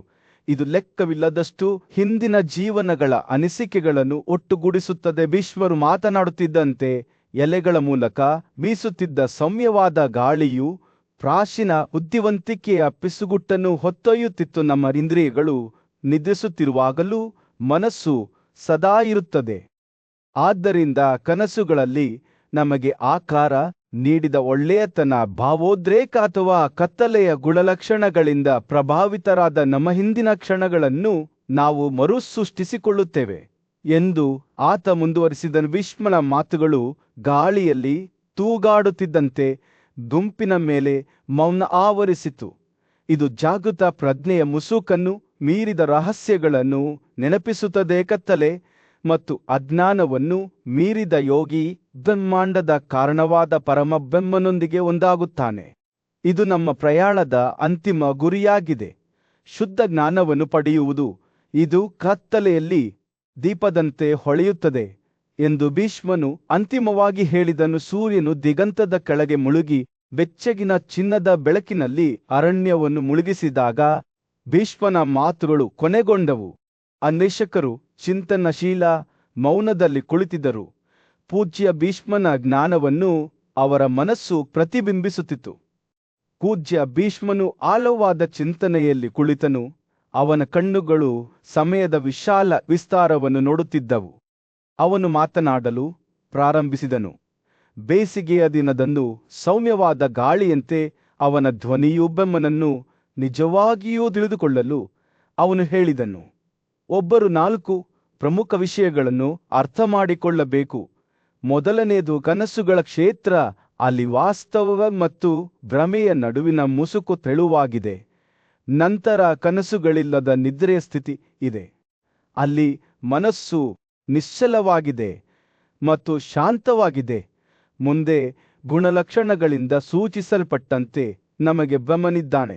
ಬ್ರಹ್ಮಾಂಡವನ್ನು ರೂಪಿಸುವ ಗುಣಗಳು ಮತ್ತು ಅಂತಿಮವಾಗಿ ಬ್ರಹ್ಮನು ಎಲ್ಲಾ ಗುಣಲಕ್ಷಣಗಳನ್ನು ಮೀರಿಸುತ್ತಾನೆ. ಎಲ್ಲಾ ಅಸ್ತಿತ್ವದ ಆಧಾರವಾಗಿರುವ ಅಪ್ರಕಟಿತ ಶಾಶ್ವತ ಸಾರ. ಭೀಷ್ಮನು ಮಾತನಾಡುತ್ತಿದ್ದಂತೆ ಅವನ ಮಾತುಗಳು ಆಳವಾದ ಮತ್ತು ಪ್ರವೇಶಿಸಬಹುದಾದ ಅರ್ಥದ ಭಾವಚಿತ್ರವನ್ನು ಹೆಣೆದವು.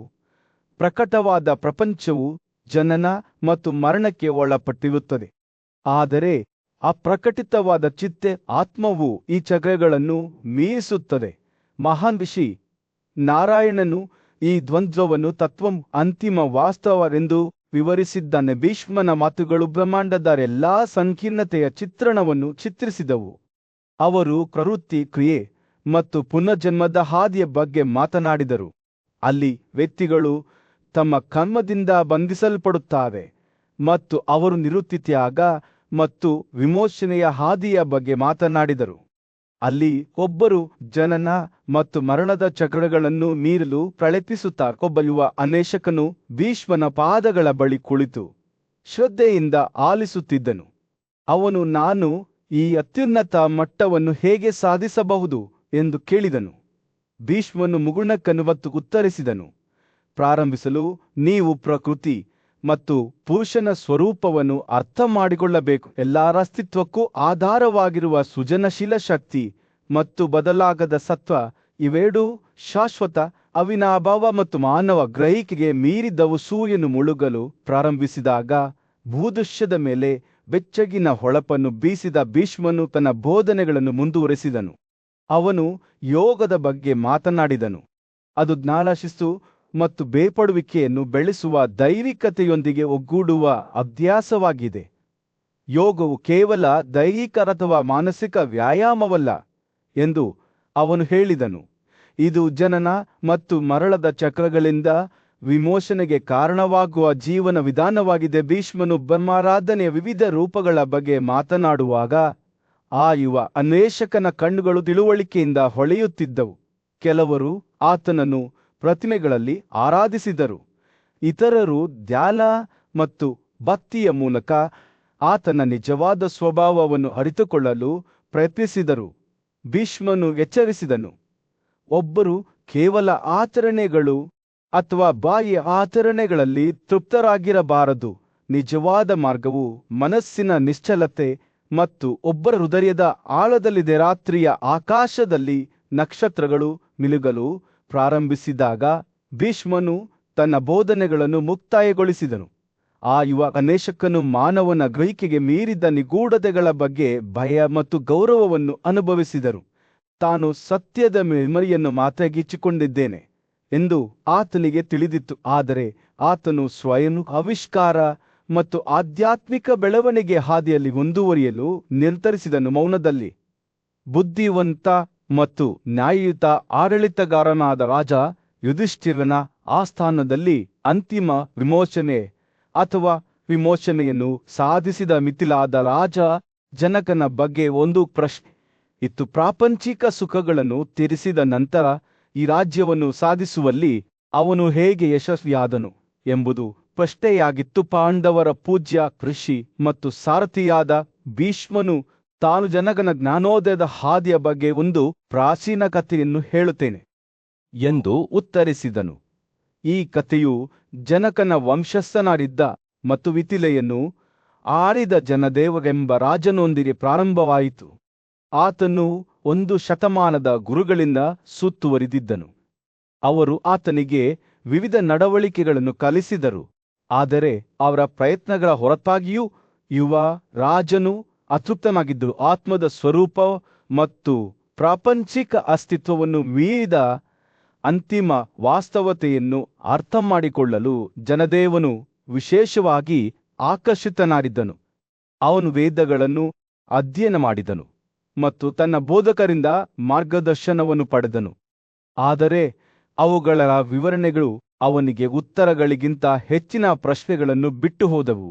ಆಗಲೇ ತನ್ನ ಬುದ್ಧಿವಂತಿಕೆ ಮತ್ತು ಜ್ಞಾನಕ್ಕೆ ಹೆಸರುವಾಸಿಯಾಗಿದ್ದ ಪಂಚಶಿಖರೆಂಬ ಮಹಾಋಷಿಯು ಮಿಥಿಲೆಗೆ ಬಂದನು. ಪೂಜ್ಯ ಋಷಿಯಾದ ಕಪಿಲನ ಮಗನೆಂದು ಹೇಳಲಾಗುವ ಪಂಚಶಿಖನು ನಿಗೂಢ ವ್ಯಕ್ತಿಯಾಗಿದ್ದನು. ಅವನು ಸಾಂಖ್ಯ ತತ್ವಶಾಸ್ತ್ರದ ಬಗ್ಗೆ ಆಳವಾದ ತಿಳುವಳಿಕೆಯನ್ನು ಹೊಂದಿದ್ದನು ಮತ್ತು ಮಾನವ ಗ್ರಹಿಕೆಗೆ ಮೀರಿದ ಸ್ಥಿತಿಯನ್ನು ಸಾಧಿಸಲು ಅನುವು ಮಾಡಿಕೊಡುವ ಮಾನಸಿಕ ತ್ಯಾಗವನ್ನು ಮಾಡಲು 1000 ವರ್ಷಗಳನ್ನು ಕಳೆದಿದ್ದರು. ಈ ಋಷಿಯು ಎಲ್ಲಾ ನಿಗದಿತ ಆಚರಣೆಗಳು ಮತ್ತು ತ್ಯಾಗಗಳನ್ನು ಸಹ ಪೂರ್ಣಗೊಳಿಸಿದ್ದನು ಮತ್ತು ಆತ್ಮವನ್ನು ಆವರಿಸುವ 5 ಕೋಶಗಳಲ್ಲಿ ಚೆನ್ನಾಗಿ ಪರಿಣಿತನಾಗಿದ್ದನು. ಪಂಚಶಿಖನು ಭೂಮಿಯಲ್ಲಿ ಅಲೆದಾಡುತ್ತಿರುವಾಗ ಅವನು ಸಾಂಖ್ಯ ಸನ್ಯಾಸಿಗಳ ಗುಂಪನ್ನು ಎದುರಿಸಿದನು ಮತ್ತು ಅತ್ಯುನ್ನತ ಸತ್ಯದ ಬಗ್ಗೆ ಅವರನ್ನು ಕೇಳಿದನು. ಅವರು ಅವನಿಗೆ 5 ಪುರುಷರು ಅಥವಾ ಕೋಶಗಳನ್ನು ಮೀರಿದ ಅಪ್ರಕಟಿತ ಅಥವಾ ಅಂತಿಮ ವಾಸ್ತವತೆಯ ಪರಿಕಲ್ಪನೆಯನ್ನು ವಿವರಿಸಿದರು. ಅವರ ವಿವರಣೆಗೆ ಪ್ರತಿಕ್ರಿಯೆಯಾಗಿ ಪಂಚಶಿಖನು ಅಸುರಿಯ ಶಿಷ್ಯನಾದನು. ಅವನು ತನ್ನ ಗುರುವಿನಿಂದ ಜ್ಞಾನವನ್ನು ಬಯಸಿದ್ದನು. ಅಸುರಿಯ ಪತ್ನಿ ಕಪಿಲ ಬ್ರಹ್ಮಣಿಯು ಪಂಚಶಿಖನನ್ನು ತನ್ನ ಮಗನೆಂದು ಒಪ್ಪಿಕೊಂಡು ತನ್ನ ಸ್ವಂತ ಹಾಲಿನಿಂದ ಅವನನ್ನು ಪೋಷಿಸಿದರು. ಈ ಕೃತ್ಯವು ಪಂಚಶಿಖನಲ್ಲಿ ಅಂತಿಮ ವಾಸ್ತವತೆಯ ತಿಳುವಳಿಕೆಯನ್ನು ತುಂಬಿತು ಮತ್ತು ಅವನು ಕಪಿಲನ ಮಗನೆಂದು ಹೆಸರಾದನು.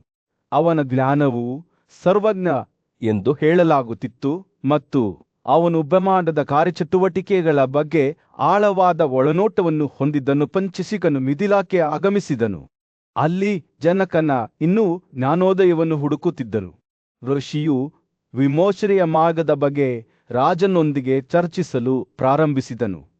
ಜನನವು ದುಃಖದ ಮೂಲವಾಗಿದೆ, ಹಾಗೆಯೇ ಆಚರಣೆಗಳು ಮತ್ತು ಅವುಗಳ ಫಲಗಳ ಅಭ್ಯಾಸವಾಗಿದೆ ಎಂದು ವಿವರಿಸಿದನು. ಅವನು ಪ್ರಮೇಯ ಬಗ್ಗೆಯೂ ಮಾತನಾಡಿದನು. ಇದು ವಿಶ್ವಾಸಾರ್ಹವಲ್ಲದ ಮತ್ತು ಅನಿಶ್ಚಿತ ಪರಿಕಲ್ಪನೆಯಾಗಿ ಒಬ್ಬರ ಸಾವು ಎಂದರೆ ಅವರ ಆತ್ಮದ ಅಳಿವು ಎಂದಾದರೆ ಮರಣದ ನಂತರ ಆತ್ಮದ ಅಸ್ತಿತ್ವವನ್ನು ನಂಬುವುದು ಅಸಮಂಜಸವಾಗಿದೆ ಎಂದು ಸಂಶಯವಾದಿಗಳು ವಾದಿಸಿದರು. ನೇರ ಸಾಕ್ಷ್ಯವು ತೀರ್ಮಾನ ಮತ್ತು ಗ್ರಂಥಗಳೆರಡರ ಮೂಲವಾಗಿದೆ ಮತ್ತು ಧರ್ಮಗ್ರಂಥಗಳು ನೇರ ಸಾಕ್ಷ್ಯದಿಂದ ವಿರೋಧಿಸುವ ಸಾಮರ್ಥ್ಯವನ್ನು ಹೊಂದಿವೆ ಎಂದು ಅವರು ಪ್ರತಿಪಾದಿಸಿದರು. ಭೀಷ್ಮನ ಸಮ್ಮುಖದಲ್ಲಿ ಜನಕ ವಂಶದ ರಾಜನಾದ ಜನದೇವನು ಮರಣಾನಂತರದ ಅಸ್ತಿತ್ವದ ಸ್ವರೂಪದ ಬಗ್ಗೆ ಮಾರ್ಗದರ್ಶನವನ್ನು ಕೇಳಿದನು. ಈ ವಿಷಯವನ್ನು ಮತ್ತಷ್ಟು ಅನ್ವೇಷಿಸಲು ಬುದ್ಧಿವಂತ ಋಷಿ ಪಂಚಶಿಖನು ಅವನಿಗೆ ಸೂಚನೆ ನೀಡಿದ್ದನು ಮತ್ತು ಅವನ ಕುತೂಹಲವು ಸ್ಪಷ್ಟವಾಗಿತ್ತು. ಶ್ರೇಷ್ಠನೇ, ಜನದೇವನು ಪ್ರಾರಂಭಿಸಿದನು. ಈ ಅಸ್ತಿತ್ವದ ಸ್ಥಿತಿಯಿಂದ ನಿರ್ಗಮಿಸಿದ ನಂತರ ಯಾವುದೇ ವ್ಯಕ್ತಿಯು ಯಾವುದೇ ಜ್ಞಾನವನ್ನು ಉಳಿಸಿಕೊಳ್ಳದಿದ್ದರೆ ಅಜ್ಞಾನ ಮತ್ತು ಜ್ಞಾನದ ನಡುವಿನ ವ್ಯತ್ಯಾಸವೇನು? ಜ್ಞಾನದಿಂದ ನಾವು ಏನು ಪಡೆಯುತ್ತೇವೆ ಮತ್ತು ಅಜ್ಞಾನದಿಂದ ನಾವು ಏನೂ ಕಳೆದುಕೊಳ್ಳುತ್ತೇವೆ. ಅವನ ಮಾತುಗಳು ತುರ್ತು ಪ್ರಜ್ಞೆಯಿಂದ ಸುರಿದವು. ಅವರು ಜೀವನದ ರಹಸ್ಯಗಳಿಗೆ ಉತ್ತರಗಳನ್ನು ಗ್ರಹಿಸುತ್ತಿರುವಂತೆ ಭೀಷ್ಮನ ದೃಷ್ಟಿಯಲ್ಲಿ ಜನದೇವನು ಕತ್ತಲಲ್ಲಿ ಮುಳುಗಿದನು. ಅವನ ಮನಸ್ಸು ದೋಷದಿಂದ ಮಬ್ಬಾಗಿತ್ತು. ಬುದ್ಧಿವಂತ ಪಂಚಶಿಖನು ಅವನನ್ನು ಸೌಮ್ಯವಾದ ಮಾತುಗಳಿಂದ ಶಾಂತಗೊಳಿಸಿದನು. ಈ ವಿಮೋಚನೆಯಲ್ಲಿ ಮುಕ್ತಾಯವು ಅಳಿವಲ್ಲ ಅಥವಾ ಯಾವುದೇ ರೀತಿಯ ಅಸ್ತಿತ್ವವನ್ನು ಸುಲಭವಾಗಿ ಕಲ್ಪಿಸಿಕೊಳ್ಳಲು ಸಾಧ್ಯವಿಲ್ಲ. ದೇಹವು ನಾಶವಾಗುವ ಗುಣಲಕ್ಷಣಗಳ ಒಕ್ಕೂಟವಾಗಿದೆ. ನೀರು, ಬಾಹ್ಯಾಕಾಶ, ಗಾಳಿ, ಶಾಖ ಮತ್ತು ಭೂಮಿ ಅವು ಸ್ವತಂತ್ರವಾಗಿ ಅಸ್ತಿತ್ವದಲ್ಲಿದ್ದವು, ಆದರೆ ಪರಸ್ಪರ ನಿಯಂತ್ರಿಸುತ್ತಿದ್ದವು. 5 ಇಂದ್ರಿಯಗಳು ಅವುಗಳ ವಸ್ತುಗಳೊಂದಿಗೆ ಸಹ ಎಳೆದುಕೊಂಡಿದ್ದವು. ಪಂಚಶಿಖನು ಜನದೇವನ ತಿಳುವಳಿಕೆಯನ್ನು ಬೆಳಗಿಸುವುದನ್ನು ಮುಂದುವರೆಸಿದನು. ಚಿತ್ತದ ಗುಣಲಕ್ಷಣವಾಗಿ ಅಸ್ತಿತ್ವದಲ್ಲಿರುವ ಮನಸ್ಸು 3 ಸ್ಥಿತಿಗಳನ್ನು ಹೊಂದಿದೆ: ಸಂತೋಷ, ನೋವು ಮತ್ತು 2ರ ಅನುಪಸ್ಥಿತಿ. ಇಂದ್ರಿಯಗಳು ಬಾಹ್ಯಾಕಾಶದಲ್ಲಿ ವಿಶ್ರಾಂತಿ ಪಡೆದಿವೆ. ಇದು ಶ್ರವಣೇಂದ್ರಿಯವಾಗಿದೆ ಎಂದು ಅವನು ಬಹಿರಂಗಪಡಿಸಿದನು. ಶಬ್ದ ಜಾಗದ ಮಾರ್ಪಾಡು ಈ ಸಂಯೋಗದ ಮೂಲಕ ಗ್ರಹಿಸಲ್ಪಟ್ಟಿತು. ಹಾಗಾದರೆ ಸತ್ಯವೇನು? ಬುದ್ಧಿವಂತ ಋಷಿಯು ನಂತರ ತ್ಯಾಗದ ಪರಿಕಲ್ಪನೆಯನ್ನು ಪರಿಚಯಿಸಿದನು. ಸಾಮ್ಯಾಗ್ರಹ ಕರ್ಮಗಳ ತ್ಯಾಗವು ವಿಮೋಚನೆಗಾಗಿ ಶ್ರದ್ಧೆಯಿಂದ ಪ್ರಯತ್ನಿಸುವ ಎಲ್ಲ ವ್ಯಕ್ತಿಗಳಿಗೆ ನಿಗದಿಪಡಿಸಲಾಗಿದೆ ಎಂದು ಅವರು ಹೇಳಿದರು. ಈ ತ್ಯಾಗವು ಕೇವಲ ಸಂಪತ್ತು ಮತ್ತು ಆಸ್ತಿಗಳಿಗೆ ಮಾತ್ರವಲ್ಲ, ಸಂತೋಷ ಮತ್ತು ಸ್ವತಃ ಸಹ ಎಂದು ಪಂಚಶಿಖ ವಿವರಿಸಿದ್ದಾರೆ. ಪಂಚಶಿಖೆಯು ನಿಜವಾದ ತಿಳುವಳಿಕೆಯ ಮಾರ್ಗವನ್ನು ಬಹಿರಂಗಪಡಿಸಿದಾಗ ಭೀಷ್ಮನು ಸಮ್ಮತಿಯಿಂದ ತಲೆಯಾಡಿಸಿದನು. ಒಬ್ಬರು ತಿಳುವಳಿಕೆಯೊಂದಿಗೆ ಮನಸ್ಸನ್ನು ತ್ವರಿತವಾಗಿ ತ್ಯಜಿಸಬೇಕು. ಅವರು ಗ್ರಹಿಕೆಗೆ ಅಗತ್ಯವಾದ 15 ಅಪಘಾತಗಳು ಅಥವಾ ಗುಣಲಕ್ಷಣಗಳನ್ನು ವಿವರಿಸಿದ್ದಾರೆ. ಪ್ರತಿ ಇಂದ್ರಿಯಕ್ಕೆ 3 ಕಾರಣಗಳು. ಈ ಗುಣಲಕ್ಷಣಗಳು ಪ್ರಜ್ಞೆಯ 3 ವರ್ಗಗಳಿಗೆ ಕಾರಣವಾದವು: ಒಳ್ಳೆಯತನ, ಭಾವೋದ್ರೇಕ ಮತ್ತು ಕತ್ತಲೆ. ಜನದೇವನು ಅದನ್ನು ಕೇಳುತ್ತಿದ್ದಂತೆ ಅವನ ಕಣ್ಣುಗಳು ಗ್ರಹಿಕೆಯಲ್ಲಿ ವಿಸ್ತಾರವಾದವು. ಪಂಚಶಿಖರ ಮಾತುಗಳು ದೇಹ, ಇಂದ್ರಿಯಗಳು ಮತ್ತು ಮನಸ್ಸಿನ ನಡುವಿನ ಸಂಕೀರ್ಣವಾದ ನೃತ್ಯದ ಚಿತ್ರಣವನ್ನು ಚಿತ್ರಿಸಿದವು. ಬುದ್ಧಿವಂತ ಋಷಿಯು ಸಂತೋಷ ಅಥವಾ ತೃಪ್ತಿಯೊಂದಿಗೆ ಪ್ರಜ್ಞೆಯ ಯಾವುದೇ ಸ್ಥಿತಿಯು ಒಳ್ಳೆಯ ಗುಣದಿಂದಾಗಿ ಅಸ್ತಿತ್ವದಲ್ಲಿದೆ ಎಂದು ಹೇಳುವ ಮೂಲಕ ಮುಕ್ತಾಯಗೊಳಿಸಿದರು. ಅಸಮಾಧಾನ ಅಥವಾ ಉಲ್ಲಾಸವಿಲ್ಲದಿರುವುದು ಮನಸ್ಸಿನಲ್ಲಿ ಉತ್ಸಾಹದ ಪ್ರವೇಶವನ್ನು ಸೂಚಿಸುತ್ತದೆ. ಉತ್ಸಾಹಭರಿತ ಚರ್ಚೆಯ ನಡುವೆ ಯುಧಿಷ್ಠಿರನು ಭೀಷ್ಮನಿಗೆ ಒಂದು ಆಳವಾದ ಪ್ರಶ್ನೆಯನ್ನು ಕೇಳಿದನು: ಯಾವ ಕ್ರಿಯೆಗಳು ಸಂತೋಷವನ್ನು ತರುತ್ತವೆ ಮತ್ತು ಯಾವ ಕ್ರಿಯೆಗಳು ದುಃಖಕ್ಕೆ ಕಾರಣವಾಗುತ್ತವೆ. ಅವನು ಕೇಳಿದನು, ಹೇ ಭರತ, ಭಯವನ್ನು ಮೀರಿ ಜೀವನದಲ್ಲಿ ಯಶಸ್ಸನ್ನು ಸಾಧಿಸಲು ಯಾವುದು ಅನುವು ಮಾಡಿಕೊಡುತ್ತದೆ? ಪೂಜ್ಯ ಋಷಿಯಾದ ಭೀಷ್ಮನು ತನ್ನ ಕಣ್ಣುಗಳಲ್ಲಿ ಆಳವಾದ ತಿಳುವಳಿಕೆಯೊಂದಿಗೆ ಯುಧಿಷ್ಠಿರನನ್ನು ದಿಟ್ಟಿಸಿ ನೋಡಿದನು. ಅವನು ಮಾತನಾಡಲು ಪ್ರಾರಂಭಿಸಿದನು. ಅವನ ಮಾತುಗಳು ಬುದ್ಧಿವಂತಿಕೆಯಿಂದ ತೊಟ್ಟಿಕ್ಕಿದವು.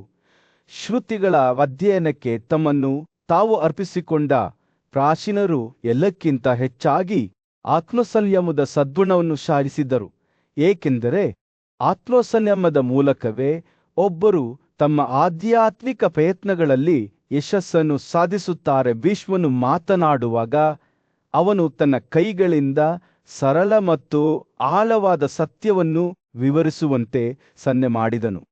ಆತ್ಮಸಂಯಮವು ಇತರ ಎಲ್ಲಾ ಸದ್ಗುಣಗಳನ್ನು ನಿರ್ಮಿಸುವ ಅಡಿಪಾಯವಾಗಿದೆ ಎಂದು ಅವನು ಹೇಳಿದನು. ಇದು ಒಬ್ಬರ ಶಕ್ತಿಯನ್ನು ಹೆಚ್ಚಿಸುತ್ತದೆ, ಪ್ರತಿಕೂಲ ಪರಿಸ್ಥಿತಿಯಲ್ಲಿ ಅವರನ್ನು ಬಲಶಾಲಿಯಾಗಿಸುತ್ತದೆ ಮತ್ತು ಸ್ಥಿತಿಸ್ಥಾಪಕತ್ವವನ್ನು ಹೆಚ್ಚಿಸುತ್ತದೆ. ಸ್ವಯಂ ನಿರ್ಬಂಧಿತ ವ್ಯಕ್ತಿಯು ಪಾಪರಹಿತ ಮತ್ತು ನಿರ್ಭೀತರಾಗುತ್ತಾನೆ. ಅವರ ಹೃದಯವು ಸಂತೋಷ ಮತ್ತು ತೃಪ್ತಿಯಿಂದ ತುಂಬಿರುತ್ತದೆ. ಭೀಷ್ಮನು ವಿರಾಮಗೊಳಿಸಿ ತನ್ನ ಮನಸ್ಸಿನ ಭೂದೃಶ್ಯವನ್ನು ಪರಿಶೀಲಿಸುತ್ತಾ ಮುಂದುವರಿಯುತ್ತಾನೆ. ಆತ್ಮಸಂಯಮವನ್ನು ಅಭ್ಯಾಸ ಮಾಡುವವನು ಪ್ರಕ್ಷುಬ್ಧ ನೀರಿನ ನಡುವೆ ಅರಳುವ ಕಮಲದ ಹೂವಿನಂತೆ ಎಂದು ಹೇಳಿದನು. ಅವರ ಆಂತರಿಕ ಶಾಂತಿ ಅವರ ಸುತ್ತಲಿನ ಪ್ರಕ್ಷುಬ್ಧತೆಯಿಂದ ಮುಟ್ಟುವುದಿಲ್ಲ. ಅವರು ತಮ್ಮ ಶತ್ರುಗಳನ್ನು ಕೇವಲ ನೆರಳುಗಳಾಗಿ ನೋಡುತ್ತಾರೆ ಮತ್ತು ಅಂತಹ ವ್ಯಕ್ತಿಯನ್ನು ಎದುರಿಸುವ ಆಲೋಚನೆಯಿಂದ ಅವರ ಶತ್ರುಗಳು ನಡುಗುತ್ತಾರೆ. ಭೀಷ್ಮನು ಮಾತನಾಡುತ್ತಿರುವಾಗ ಯುಧಿಷ್ಠಿರನು ಶ್ರದ್ಧೆಯಿಂದ ಆಲಿಸಿದನು. ಅವನ ಕಣ್ಣುಗಳು ಅವನೊಂದಿಗೆ ಹಂಚಿಕೊಳ್ಳುತ್ತಿರುವ ಬುದ್ಧಿವಂತಿಕೆಯಲ್ಲಿ ಕುಡಿಯುತ್ತಿದ್ದವು. ಅವನು ಕೇಳಿದನು, ಆತ್ಮನಿಯಂತ್ರಣವನ್ನು ಕರಗತ ಮಾಡಿಕೊಂಡವನ ಲಕ್ಷಣಗಳೇನು? ಭೀಷ್ಮನ ಕಣ್ಣುಗಳು ಸಂತೋಷದಿಂದ ಮಿನುಗುತ್ತಿದ್ದವು. ನನ್ನ ಯುವ ಸ್ನೇಹಿತ, ಅವರು ಹೇಳಿದರು, ಚಿಹ್ನೆಗಳು ಹಲವು. ಸ್ವಯಂ ನಿರ್ಬಂಧಿತ ವ್ಯಕ್ತಿಯು ಉದಾತ್ತತೆ, ಮನೋಭಾವದ ಶಾಂತತೆ ಮತ್ತು ತೃಪ್ತಿಯಿಂದ ಗುರುತಿಸಲ್ಪಡುತ್ತಾನೆ. ಅವರು ನಂಬಿಕೆ, ಕ್ಷಮೆ ಮತ್ತು ಸರಳತೆಯನ್ನು ಹೊಂದಿರುತ್ತಾರೆ. ಅವರು ಕಡಿಮೆ ಮಾತನಾಡುತ್ತಾರೆ, ಆದರೆ ಅವರು ಹಾಗೆ ಮಾಡಿದಾಗ ಅವರ ಮಾತುಗಳು ದಯೆ ಮತ್ತು ಸಹಾನುಭೂತಿಯಿಂದ ತುಂಬಿರುತ್ತವೆ. ಭೀಷ್ಮನ ಧ್ವನಿಯು ಒಂದು ರಹಸ್ಯವನ್ನು ಹಂಚಿಕೊಂಡಂತೆ ಮೃದುವಾಗುತ್ತಾ ಹೋಯಿತು. ಸ್ವಯಂ ನಿರ್ಬಂಧಿತ ವ್ಯಕ್ತಿಯು ಹೊಗಳಿಕೆ ಅಥವಾ ಆಪಾದನೆಯಿಂದ ವಿಚಲಿತನಾಗುವುದಿಲ್ಲ ಎಂದು ಆತ ಹೇಳಿದ. ಅವರು ಶಾಂತವಾಗಿರುತ್ತಾರೆ, ಸಮುದ್ರದಂತೆ ಶಾಂತವಾಗಿರುತ್ತಾರೆ. ಅವರ ಬುದ್ಧಿವಂತಿಕೆಯು ಆಳವಾಗಿರುತ್ತದೆ ಮತ್ತು ಅವರ ಹೃದಯವು ಶುದ್ಧವಾಗಿರುತ್ತದೆ. ಅವರು ತಮ್ಮ ಭಾವೋದ್ರೇಕಗಳ ಒಡೆಯರಾಗಿರುತ್ತಾರೆ ಮತ್ತು ಅವರ ಆತ್ಮಗಳು ಸಂತೋಷದಿಂದ ತುಂಬಿರುತ್ತವೆ. ಭೀಷ್ಮನು ಮಾತನಾಡುವುದನ್ನು ಮುಗಿಸಿದಾಗ ಯುಧಿಷ್ಠಿರನು ಒಂದು ಕ್ಷಣ ಮೌನವಾಗಿ ಕುಳಿತು ತನ್ನೊಂದಿಗೆ ಹಂಚಿಕೊಂಡ ಬುದ್ಧಿವಂತಿಕೆಯ ಬಗ್ಗೆ ಯೋಚಿಸುತ್ತಿದ್ದನು. ನಂತರ ಅವನು ತನ್ನ ಕಣ್ಣುಗಳಲ್ಲಿ ಆಶ್ಚರ್ಯದ ಭಾವದಿಂದ ಭೀಷ್ಮನನ್ನು ನೋಡಿದನು. ಪೂಜ್ಯರೇ, ನೀವು ನನಗೆ ನಿಜವಾದ ಸಂತೋಷ ಮತ್ತು ಯಶಸ್ಸಿನ ಮಾರ್ಗವನ್ನು ತೋರಿಸಿದ್ದೀರಿ. ನಾನು ನಿಮ್ಮ ಹೆಜ್ಜೆಗಳನ್ನು ಅನುಸರಿಸೋಣ ಮತ್ತು ನನ್ನ ಹೃದಯವು ಆತ್ಮಸಂಯಮದಿಂದ ತುಂಬಿರಲಿ ಎಂದು ಅವರು ಹೇಳಿದರು. ಹಸ್ತಿನಾಪುರ ರಾಜ್ಯದ ಮೇಲೆ ಸೂರ್ಯನು ಉದಯಿಸಲು ಪ್ರಾರಂಭಿಸಿದ್ದಷ್ಟೇ ಗಲಭೆಯ ಬೀದಿಗಳಲ್ಲಿ ಬೆಚ್ಚಗಿನ ಹೊಳಪನ್ನು ಬೀರುತ್ತಿತ್ತು. ಪಾಂಡು ರಾಜನ ಹಿರಿಯ ಮಗ ಯುಧಿಷ್ಠಿರನು ತನ್ನ ಪೂಜ್ಯ ಅಜ್ಜ ಭೀಷ್ಮನ ಮುಂದೆ ನಿಂತು ಆಧ್ಯಾತ್ಮಿಕ ಅಭ್ಯಾಸದ ಜಟಿಲತೆಗಳ ಬಗ್ಗೆ ಮಾರ್ಗದರ್ಶನವನ್ನು ಕೋರಿದ್ದನು. ಅಜ್ಜ ಯುಧಿಷ್ಠಿರ ಕೇಳಿದ, ಮಕ್ಕಳು ಮತ್ತು ಸ್ವರ್ಗವನ್ನು ಪಡೆಯುವ ಸಲುವಾಗಿ ಜನರು ಮಾಂಸ ಮತ್ತು ದ್ರಾಕ್ಷಾರಸವನ್ನು ಒಳಗೊಂಡಿರುವ ಯಜ್ಞಗಳ ಅವಶೇಷಗಳನ್ನು ತಿನ್ನುವುದನ್ನು ನಾನು ಆಗಾಗ್ಗೆ ನೋಡಿದ್ದೇನೆ. ಈ ಕೃತ್ಯದ ಸ್ವರೂಪವೇನು? ಅವನು ವಿವರಿಸಲು ಪ್ರಾರಂಭಿಸಿದಾಗ ಭೀಷ್ಮನ ಕಣ್ಣುಗಳು ಬುದ್ಧಿವಂತಿಕೆಯಿಂದ ಹೊಳೆಯುತ್ತಿದ್ದವು. ವೇದಗಳು ವಿಧಿಸಿದ ಆಚರಣೆಗಳು ಮತ್ತು ಪ್ರತಿಜ್ಞೆಗಳನ್ನು ಪಾಲಿಸದೆ ನಿಷೇಧಿತ ಆಹಾರವನ್ನು ಸೇವಿಸುವವನು ಅಲ್ಪ ಸದ್ಗುಣದ ವ್ಯಕ್ತಿಗಳು ಎಂದು ಪರಿಗಣಿಸಲಾಗುತ್ತದೆ. ಆದಾಗ್ಯೂ ವೈದಿಕ ವಿಧಿಗಳ ಆಚರಣೆಯಲ್ಲಿ ಅಂತಹ ಅವಶೇಷಗಳನ್ನು ಪಾಲ್ಗೊಳ್ಳುವವರು ಮತ್ತು ಆಧ್ಯಾತ್ಮಿಕ ಪ್ರತಿಫಲದ ಬಯಕೆಯಿಂದ ಪ್ರೇರೇಪಿಸಲ್ಪಟ್ಟವರು ಸ್ವರ್ಗಕ್ಕೆ ಹೋಗಬಹುದು. ಆದರೆ ಅವರ ಅರ್ಹತೆ ಅಂತಿಮವಾಗಿ ಕ್ಷೀಣಿಸುತ್ತದೆ. ಯುಧಿಷ್ಠಿರನ ಕುತೂಹಲ ಕೆರಳಿಸಿತು. ಸಾಮಾನ್ಯ ಜನರು ಸಾಮಾನ್ಯವಾಗಿ ಉಪವಾಸವನ್ನು ತಪಸ್ಸು ಅಥವಾ ತಪಸ್ಸಿನೊಂದಿಗೆ ಸಂಯೋಜಿಸುತ್ತಾರೆ ಎಂದು ಅವರು ಹೇಳಿದರು. ಭೀಷ್ಮನು ಚಿಂತನಶೀಲವಾಗಿ ತಲೆಯಾಡಿಸಿದನು. ವಾಸ್ತವವಾಗಿ ಅನೇಕರು ದೀರ್ಘಾವಧಿಯ ಇಂದ್ರಿಯ ನಿಗ್ರಹವನ್ನು ತಪಸ್ಸಿನ ಒಂದು ರೂಪವೆಂದು ಪರಿಗಣಿಸುತ್ತಾರೆ. ಆದರೂ ಬುದ್ಧಿವಂತನ ದೃಷ್ಟಿಯಲ್ಲಿ ಅಂತಹ ಕ್ರಿಯೆಗಳು ಆತ್ಮದ ನಿಜವಾದ ತಿಳುವಳಿಕೆಗೆ ಕೇವಲ ಒಂದು ಅಡಚಣೆಯಾಗಿದೆ. ಭೀಷ್ಮನ ಮಾತುಗಳು ಬೇಸಿಗೆಯ ದಿನದಂದು ಸೌಮ್ಯವಾದ ಗಾಳಿಯಂತೆ ಗಾಳಿಯಲ್ಲಿ ತೂಗಾಡುತ್ತಿದ್ದವು. ನಿಜವಾದ ತಪಸ್ಸು, ಅವರು ಮುಂದುವರಿಸಿದವು, ದೈಹಿಕ ಅಭಾವದಲ್ಲಿ ಅಲ್ಲ, ಆದರೆ ಪ್ರಾಪಂಚಿಕ ಸಂಬಂಧಗಳನ್ನು ತ್ಯಜಿಸುವುದು ಮತ್ತು ನಮ್ರತೆಯನ್ನು ಬೆಳೆಸುವುದು. ತನ್ನ ಆಸೆಗಳನ್ನು ತ್ಯಜಿಸಿ ಎಲ್ಲಾ ಜೀವಿಗಳನ್ನು ಸಹಾನುಭೂತಿಯಿಂದ ಪೂಜಿಸುವ ವ್ಯಕ್ತಿಯು ಅತ್ಯುನ್ನತ ತಪಸ್ಸನ್ನು ಅಭ್ಯಾಸ ಮಾಡುತ್ತಾನೆ ಎಂದು ಹೇಳಲಾಗುತ್ತದೆ. ಭೀಷ್ಮನು ಈ ಮಾರ್ಗದ ಆದರ್ಶ ಸಾಧಕನನ್ನು ವಿವರಿಸಿದಂತೆ ಯುಧಿಷ್ಠಿರನ ಕಣ್ಣುಗಳು ವಿಶಾಲವಾದವು. ಅಂತಹ ತಪಸ್ಸನ್ನು ಆಚರಿಸುವವನು ಯಾವಾಗಲೂ ಬ್ರಹ್ಮಚಾರಿ ಅಥವಾ ಆಧ್ಯಾತ್ಮಿಕ ಅನ್ವೇಷಣೆಗೆ ಮೀಸಲಿಟ್ಟವನು ಎಂದು ಪರಿಗಣಿಸಲಾಗುತ್ತದೆ.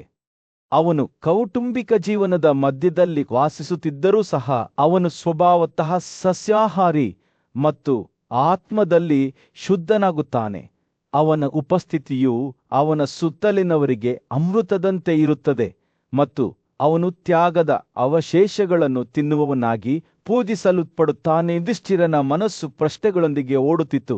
ಅಂತಹ ತಪಸ್ಸನ್ನು ಆಚರಿಸುವ ವ್ಯಕ್ತಿಯು ಯಾವಾಗಲೂ ಉಪವಾಸ ಮಾಡುತ್ತಾನೆ ಅಥವಾ ಬ್ರಹ್ಮಚರ್ಯದ ಪ್ರತಿಜ್ಞೆಗೆ ಬದ್ಧನಾಗಿರುತ್ತಾನೆ ಎಂದು ಹೇಗೆ ಪರಿಗಣಿಸಬಹುದು? ಭೀಷ್ಮನ ಕಣ್ಣುಗಳು ಪ್ರಾಚೀನ ಬುದ್ಧಿವಂತಿಕೆಯಿಂದ ಮಿನುಗುತ್ತಿದ್ದವು. ಅವನು ದಿನಕ್ಕೆ 2 ಬಾರಿ ನಿಗದಿತ ಸಮಯದಲ್ಲಿ ಮಾತ್ರ ತಿನ್ನುತ್ತಿದ್ದರೆ ಮತ್ತು ಮಧ್ಯಂತರಗಳಲ್ಲಿ ಪ್ರಾಪಂಚಿಕ ಬಯಕೆಗಳಿಂದ ದೂರವಿದ್ದರೆ ಅವನು ಯಾವಾಗಲೂ ಉಪವಾಸ ಮಾಡುವವನು ಎಂದು ಪರಿಗಣಿಸಲಾಗುತ್ತದೆ. ಸತ್ಯವನ್ನು ಮಾತನಾಡುವ ಮೂಲಕ ಮತ್ತು ಬುದ್ಧಿವಂತಿಕೆಗೆ ಬದ್ಧನಾಗಿರುವುದರಿಂದ ಅವನು ನಿಜವಾದ ಬ್ರಹ್ಮಚಾರಿ ಆಗುತ್ತಾನೆ. ಆಚರಣೆಗಳಲ್ಲಿ ತ್ಯಾಗ ಮಾಡದ ಮಾಂಸವನ್ನು ಎಂದಿಗೂ ಸೇವಿಸದಿರುವ ಮೂಲಕ ಅವನು ಕಟ್ಟುನಿಟ್ಟಾದ ಸಸ್ಯಾಹಾರಿ ಆಗಿರುತ್ತಾನೆ.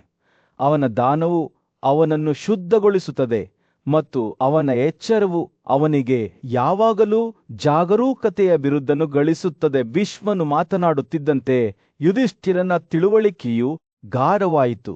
ಆಧ್ಯಾತ್ಮಿಕ ಬೆಳವಣಿಗೆಯ ಮಾರ್ಗವು ಬಾಹ್ಯ ಅಭ್ಯಾಸಗಳಲ್ಲಿಲ್ಲ, ಆದರೆ ಆಂತರಿಕ ಸದ್ಗುಣಗಳನ್ನು ಬೆಳೆಸುವುದರಲ್ಲಿ ಅಡಗಿದೆ ಎಂದು ಅವನು ಕಂಡನು. ತನ್ನ ಅಜ್ಜರ ಭೀಷ್ಮನೊಂದಿಗಿನ ಸಂಭಾಷಣೆಯ ನಡುವೆಯೇ ಯುಧಿಷ್ಠಿರನು ಒಂದು ಆಳವಾದ ಪ್ರಶ್ನೆಯನ್ನು ಮುಂದಿಟ್ಟನು. ಓ ಭರತ, ಅವನು ಹೇಳಿದನು, ಒಳ್ಳೆಯ ಮತ್ತು ಕೆಟ್ಟ ಕ್ರಿಯೆಗಳು ಸಂತೋಷ ಅಥವಾ ಸಹಿಷ್ಣುತೆಗಾಗಿ ಹಣ್ಣುಗಳನ್ನು ಉತ್ಪಾದಿಸುವ ಉದ್ದೇಶದಿಂದ ಮನುಷ್ಯನಿಗೆ ತಮ್ಮನ್ನು ತೊಡಗಿಸಿಕೊಳ್ಳುತ್ತವೆ.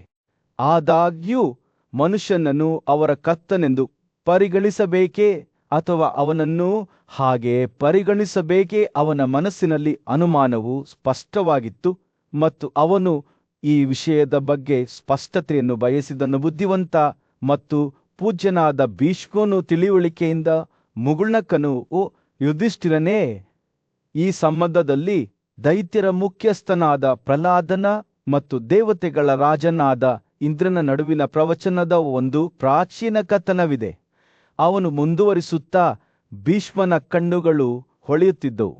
ಪ್ರಹ್ಲಾದನು ಮಹಾನ್ ಪಾಂಡಿತ್ಯ ಮತ್ತು ಸದ್ಗುಣಗಳ ಮನುಷ್ಯನಾಗಿದ್ದನು.